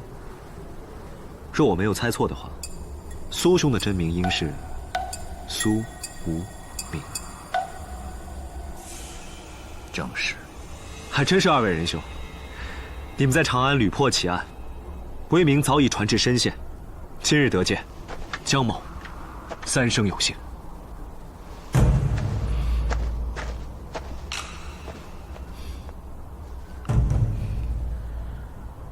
那就也请江兄报上真名吧。深县县尉江卫。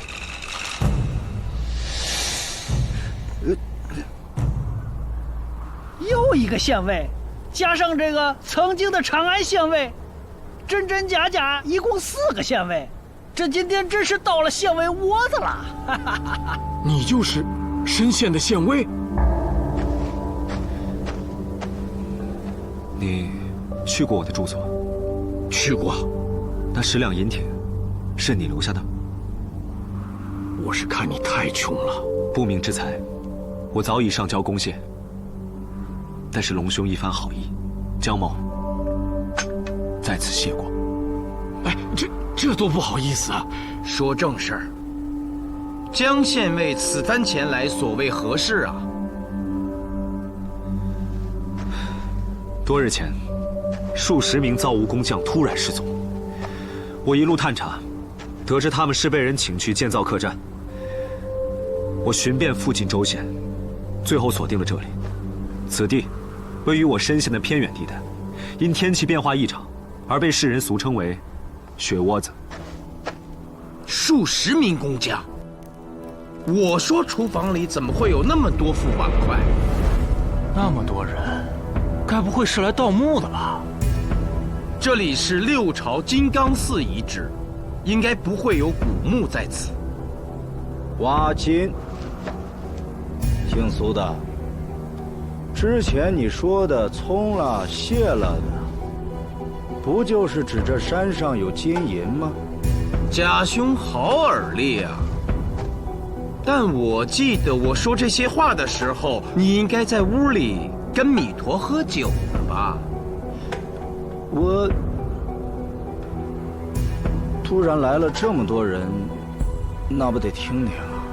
哦，在这里盗挖金银倒是有可能。苏兄，可否再让我看看这吓人的神像？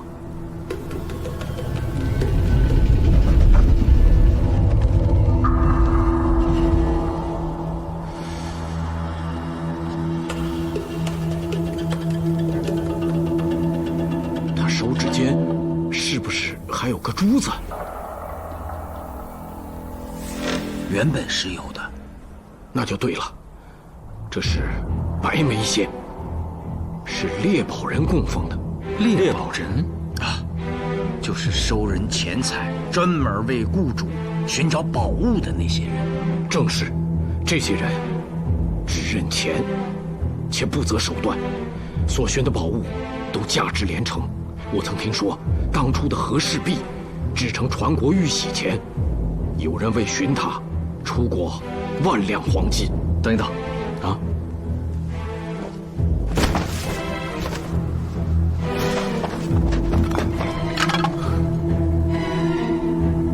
先生，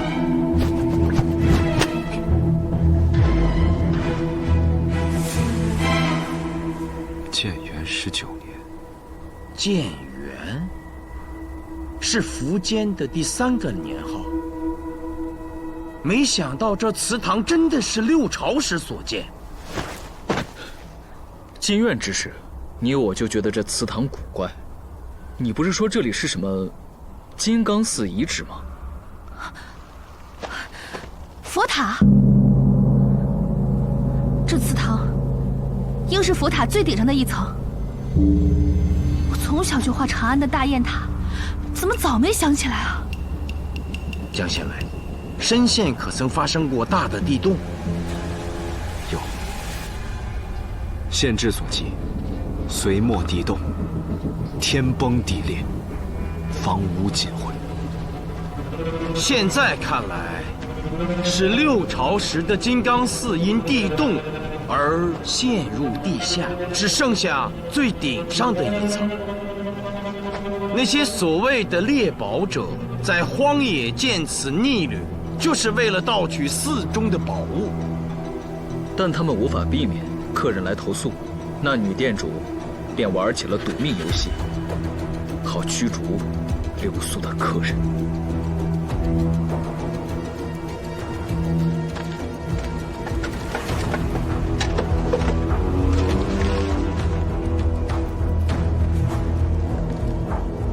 我查到了，魔石大师的蛇舍利。大师号称天下第一讲经人，圆寂后蛇化舍利。这本书中记载，那舍利的一半存在杭州的惠岸寺，而另一半就藏在大师生前曾化道成佛的金刚寺。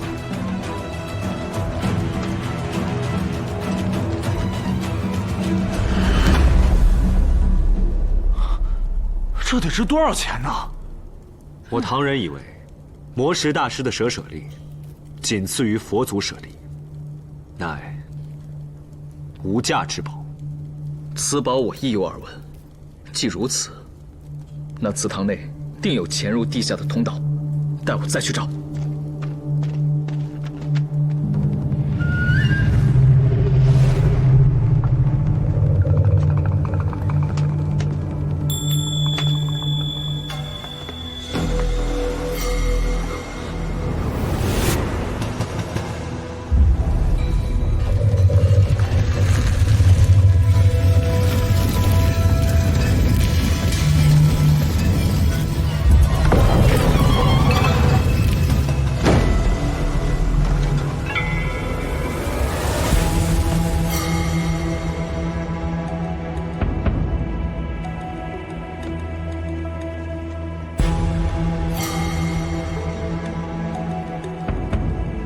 新鲜的血迹，定是凶手杀死李头后逃离时留下的。这是在深县境内，江县尉说是要缉凶，卢某愿助一臂之力。多谢卢县尉。江某定要缉拿真凶，还要寻找那几十位工匠的下落。哎，且慢！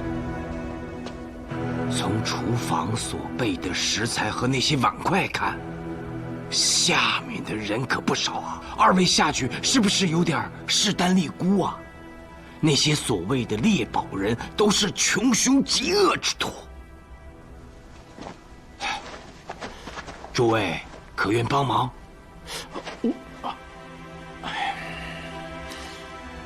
江县尉，龙太及他的兄弟，可否戴罪立功？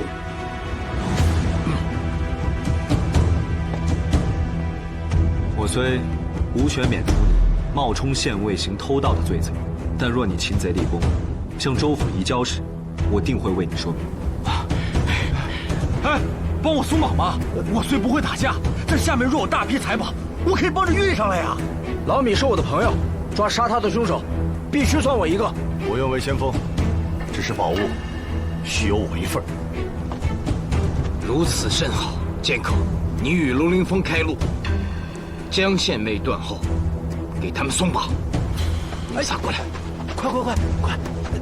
哎呀，快！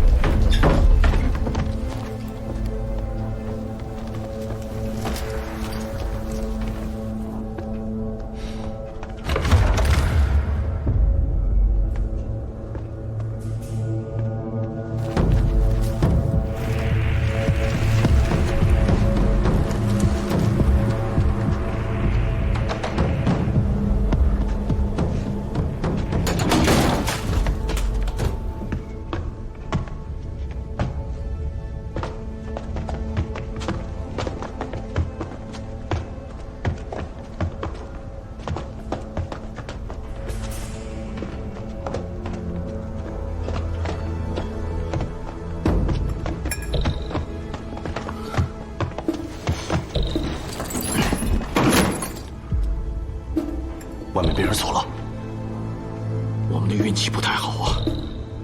若是砸锁，必会闹出动静。他们若有埋伏，那可是一夫当关，万夫莫开啊！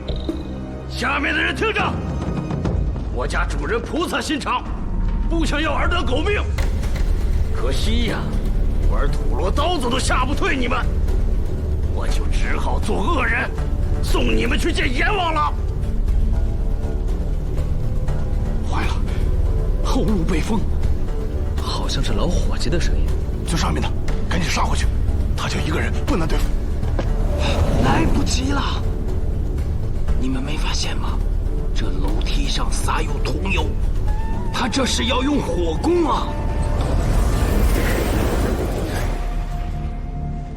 千万别出动静，以免打草惊蛇。这里空间狭小，上面还有火，我们定会被烧死的。好了，哎呀，怎么办？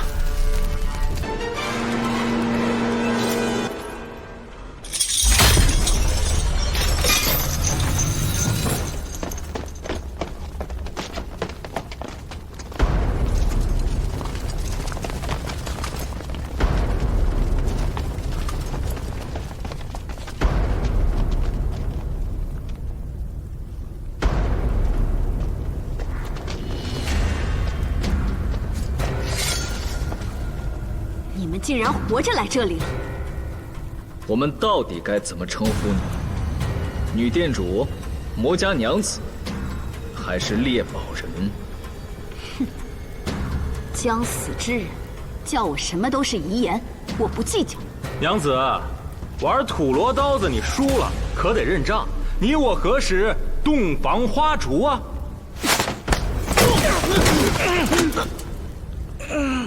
你算什么东西？也敢占我便宜？山人，你怎么也和他们一道？这荒野逆旅出了人命，成了是非之地。你一个世外之人，为何不走？站在你面前的并非山人，而是本县县尉。你是官，还是县尉？我真傻，竟因为你没要了这些人的命。怎么，我们还得感谢你的不杀之恩呢？你们住我的店，喝我的酒，吃我的菜，我想要你们的命难吗？你这个小丫头，算是走过江湖。你用永安丹试了水，试了酒。等一等，可倘若我在你们吃的菜食里面下毒，你试得出来吗？有点本事啊！连我们用了永安丹你都知道。你们住的那2间上房，只要睡上1晚，明早一醒来，你们都会变成瞎子。再高的武艺，我取你们性命有何难？哼，摩罗香，闻上1晚就害人瞎眼，你也太阴损了吧！这么说，你安排我睡柴房，我还得谢谢你啊！我想取他们的狗命，易如反掌，都是因为你。你来了，我舍不得你死，才敢用土罗刀子，想吓跑所有人。哎，我说啊，江县尉，你一进店，他看你的眼神都不一样，他看上你了。你若不是县尉，8成他要招赘你做他魔家店的男主人呢。你为什么不说话？你的声音也好听，如同仙人一般。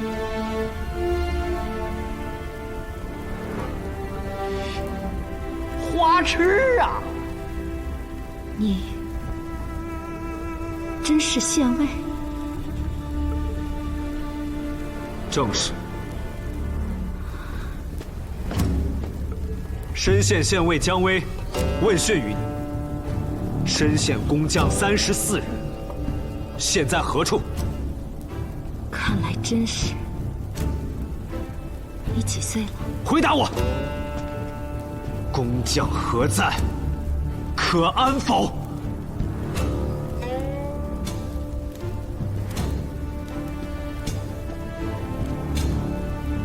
你有23吗？倘倘若我阿弟还活着，今年就应该是这个年龄。小时候我问他，你长大了最想做什么？他说，最想当县尉，捕贼之官最为威风。你在上面的荒野建逆旅，是因为你们发现了这沉于地下的金刚寺，所图是魔石大师的舍利吧？你还真是博学呀，又被你说中了。猎宝人拿人钱财替人寻宝，只是这次费了点功夫，耽误了半年。你们这些猎宝人跟盗贼有何区别？你阿弟就算不死，也会受你的牵连，无法考取功名，更无法当上县尉。你以为我们想做猎宝人吗？想当年，我爹还是游击将军，却无端遭人陷害，要被满门抄斩。若不是及时逃跑，我和我阿爹的命早就没了。只可惜，我的阿弟，这些狗官，竟把一个11岁的孩子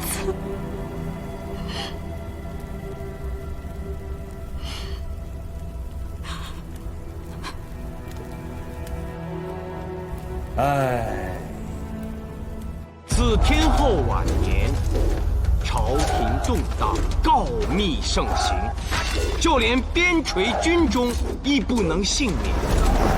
我能看出，诸位应该都是军中的老人儿。如今新天子已登基，大赦天下，你们为何不设法鸣冤，还自己清白之身？来不及了，杀过的人太多，清白不了了。谁要什么清白之身？跟着猎宝祖师攒下来的金典银挺都快堆成山了。我们这些当官的，哪个敢说比我们更有钱？诸位，都怪那假冒山人的县尉长得像我阿弟，我才没在上面要了他们的命。现在只能麻烦大家一起动手了。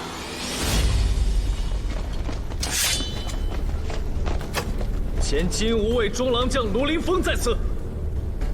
各位老兄弟，阶层效力于军中，但凡手上没命案者，可缴械投降，我必倾力保其周全。嫡公弟子苏无名愿做保人。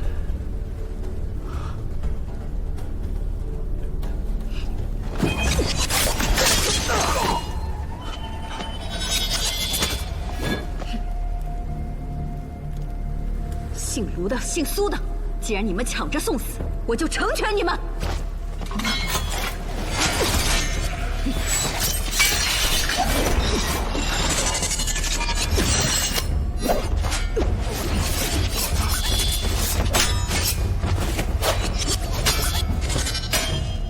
卢凌风，降者不杀，速战速决。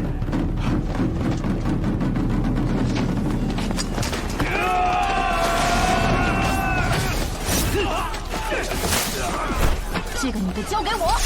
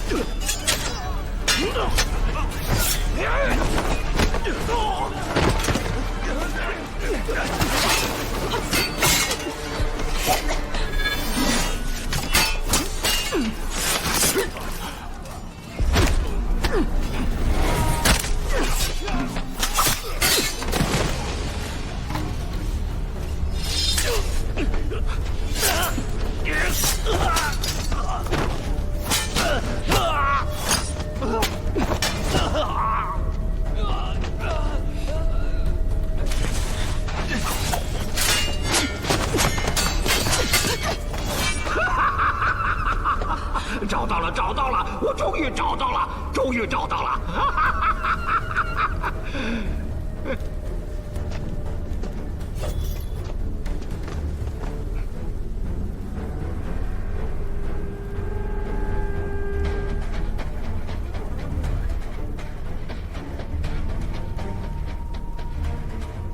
女儿，兄弟们，祖师救命啊！祖师救我们！女儿，你没事吧？我没事。早就告诉过你，不能发善心，怎么就记不住？亏我好心赠你御寒冬衣，你怎么能说出这种话来？老人家，要不送您件衣服？得嘞。你的言行已经玷污了魔石大师易经辩经化道成佛的圣地。魔石，老和尚确实了不起，舌头化成了舍利。你可知这一小块雇主出了多少钱？你也曾是游击将军，怎么会被利益驱使，做出这样的事情？与你何干？祠堂里的粟特商人，是你杀的吗？我想吃栗子了，去镇上买，回来发现院门上系了红绸子，知道住进不少人，就只能走房顶了。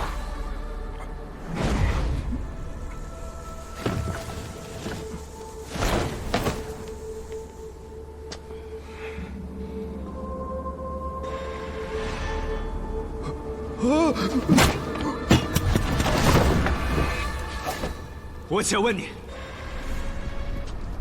营造客栈的深县工匠，如今何处？工匠，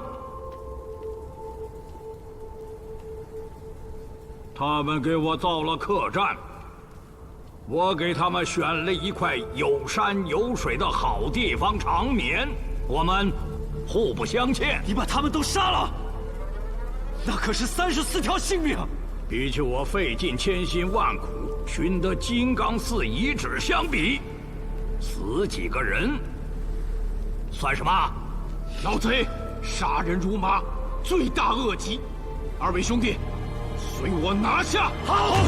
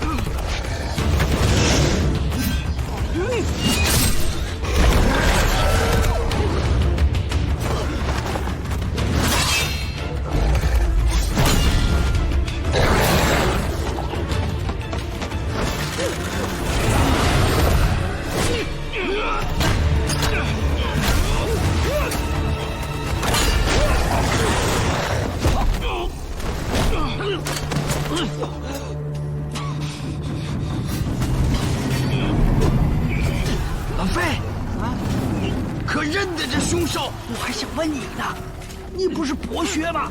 成天看那些志怪笔记，这什么玩意儿？这是？我也没见过这玩意儿。这里在地下，莫非什么？莫非是传说中的符术？地下有3大凶手，一为网相，二为搏击，三为符术。这符术长得似猪非猪，似羊非羊，最爱吃死人的脑髓。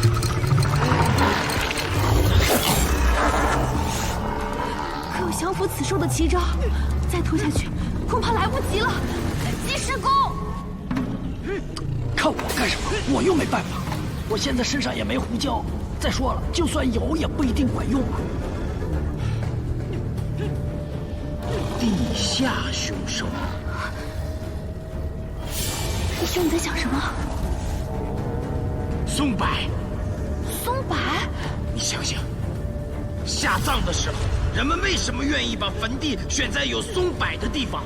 就是为了克此凶手。哎，对，试一试。樱桃，去砍那柏木，削的锋利些。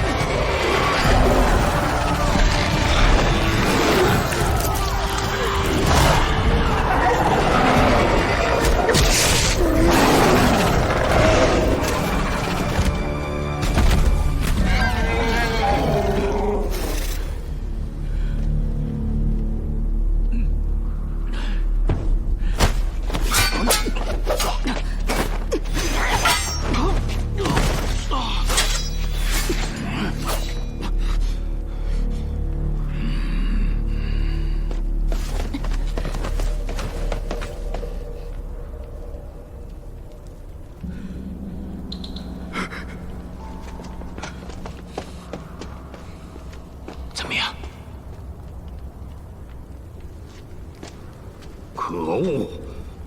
竟害我宝树的性命！你专干丧尽天良之事，眼里竟然还有性命！当了一辈子的猎宝人，被同道中人尊称为祖师，没想到竟折在你们这些小辈手里。得了吧，还祖师呢？连醒酒猪你都认不出来？醒酒猪？哎，不知道了吧？我说说你听听，世上有9大奇猪，它们是济世猪、避尘猪、上清猪、青泥猪、聚宝猪、消省猪、蛇猪、魅猪、醒酒猪。嘿嘿，你们宫的那个白眉神手上拿着的一颗，就是散发着茶味儿的醒酒猪，不知道了吧？怎么回事？仙人原来所持的护佑珠遗失了，后来我们在塔中随便找到一颗珠子，就给安上了，谁也没当回事啊，爹。哎，你不是当过游击将军吗？何谈一辈子猎宝？我生于猎宝之家，游击将军是我花钱买的，后来要被满门抄斩，那是因为我劫下了康国的贡品。女店主，你都听见了吧？是，前些年朝廷确实混乱，但在此事上并没有冤枉他。你阿弟之死，也是他造成的。还有，各位军中的老人，想必是受他蛊惑走向邪道。哪儿那么多废话？大不了我们一起死呀！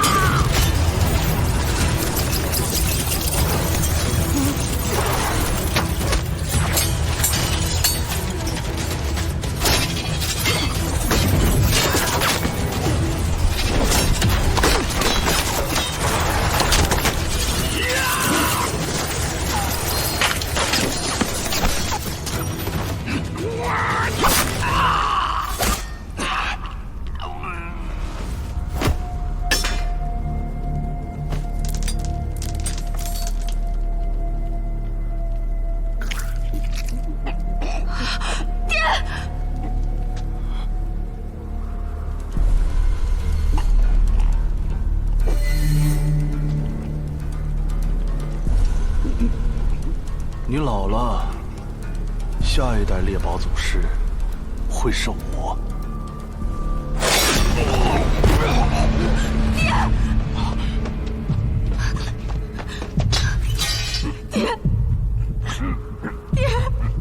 爹，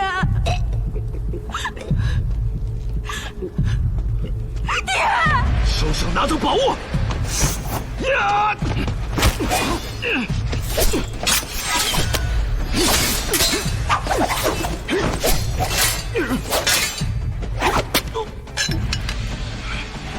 你个假县尉，还是留点力气想想怎么逃吧。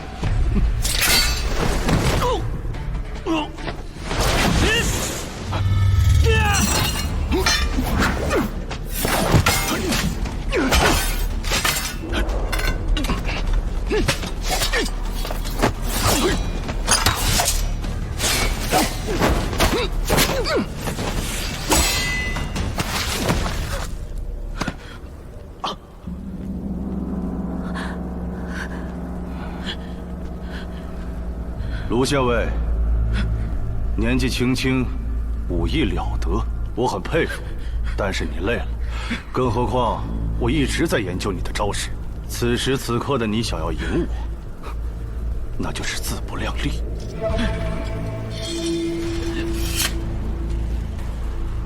我就不取你性命了。诸位，后会有期。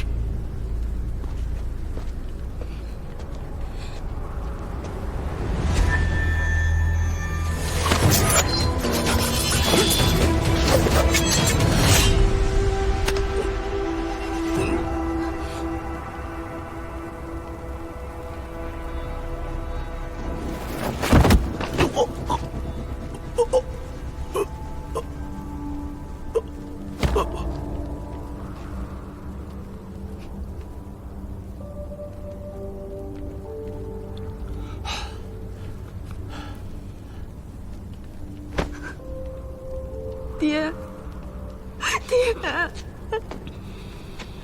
深县县尉姜维问讯于你，工匠34人，尸体何处？后山林中。报上姓名，及地，自负双手，随本县尉归案。若有反抗，杀无赦。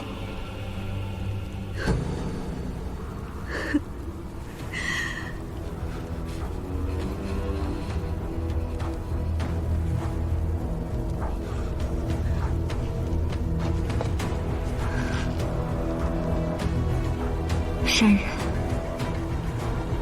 就不费你心力了。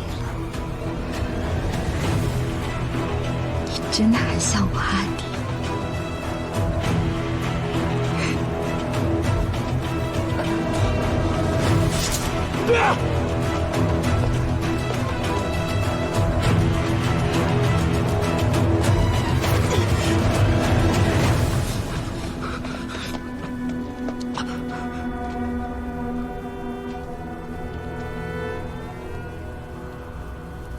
这深沟应是地裂所致，深不见底啊！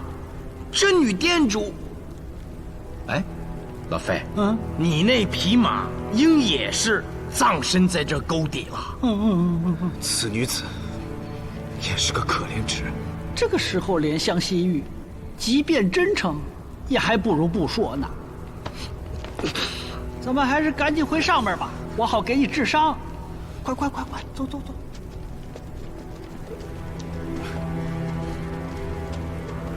哎，你们两个，过来，帮忙，把他抬上去。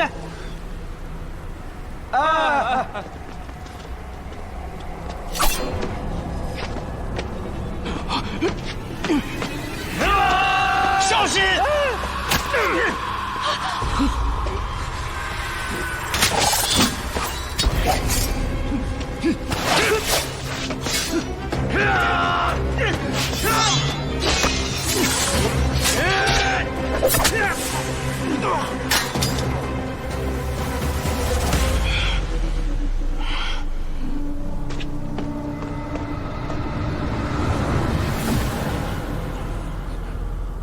为什么刺杀卢凌风？何人指使？龙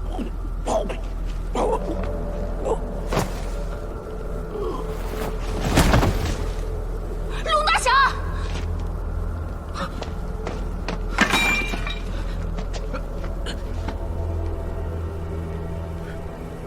若飞，救人呐！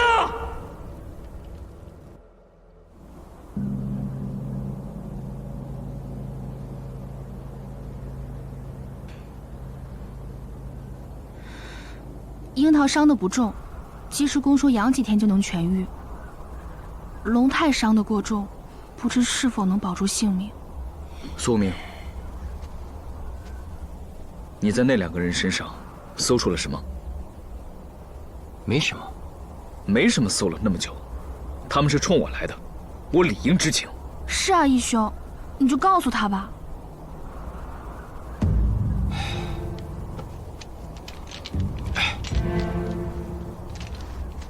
这是从贾不离身上搜出的金饼，这是从蓝橘子身上搜出的文书。这金饼啊，和这个文书上的这个定金正好相符。我想啊，这2个人应该是猎命郎君。什么是猎命郎君？就是收钱替别人要仇家性命的那些人。可我并无仇家。也许那2人认错人了。这信笺可不是常人用的。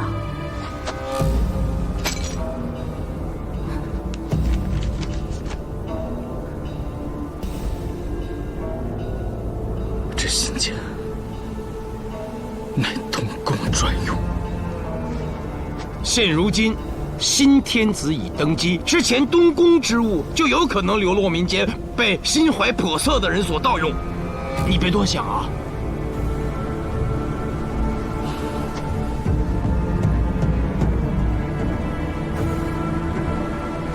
他想杀我，为何不直接降旨？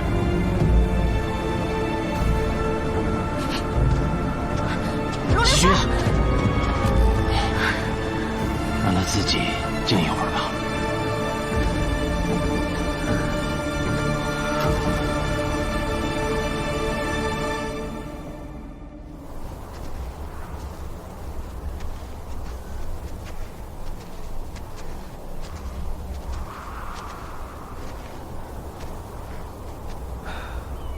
被害工匠的尸体，均已在后山找到了，这桩案子也算结了。还要多谢苏兄和卢县尉的鼎力相助。客气的话就不说了。快点儿，听话。江县尉，这个是那个所谓什么猎宝祖师的驴，就拴在后边树林里。我的马呢，摔死了。你看能不能？好，我做主，送你了。谢谢。还要多谢费神医为我治伤啊。哎呀！不必客气，不必客气。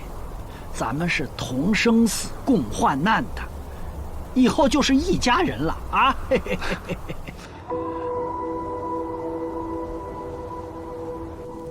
在这荒野逆旅，有幸与诸位结识，深感荣幸。卢兄虽被贬云顶，但我相信，终有拨云见日之时。苏兄亦然。我江某在深县等着听你们的好消息。来，我敬大家。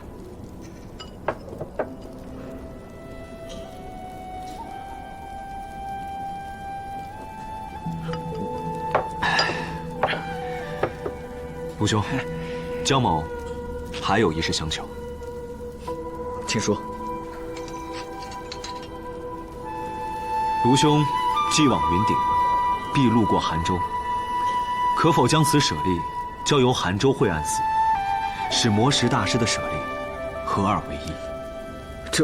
哎，你们范阳卢氏那都是谦谦君子，重信守诺。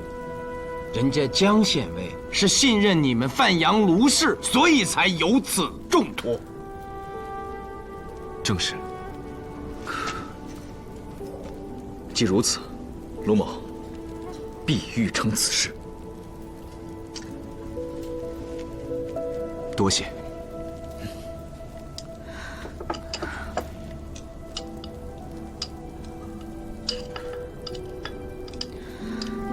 你们慢喝，我去给龙太送饭。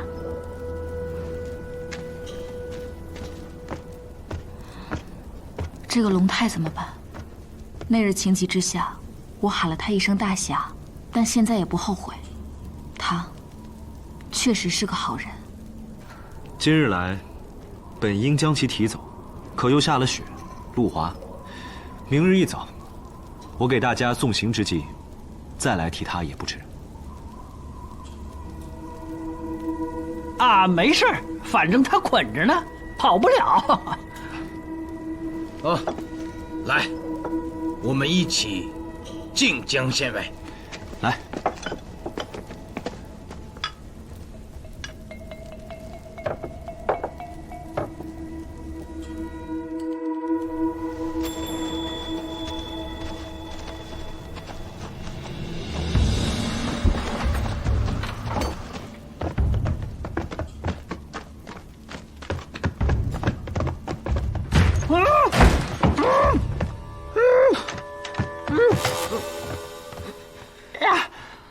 怎么回事？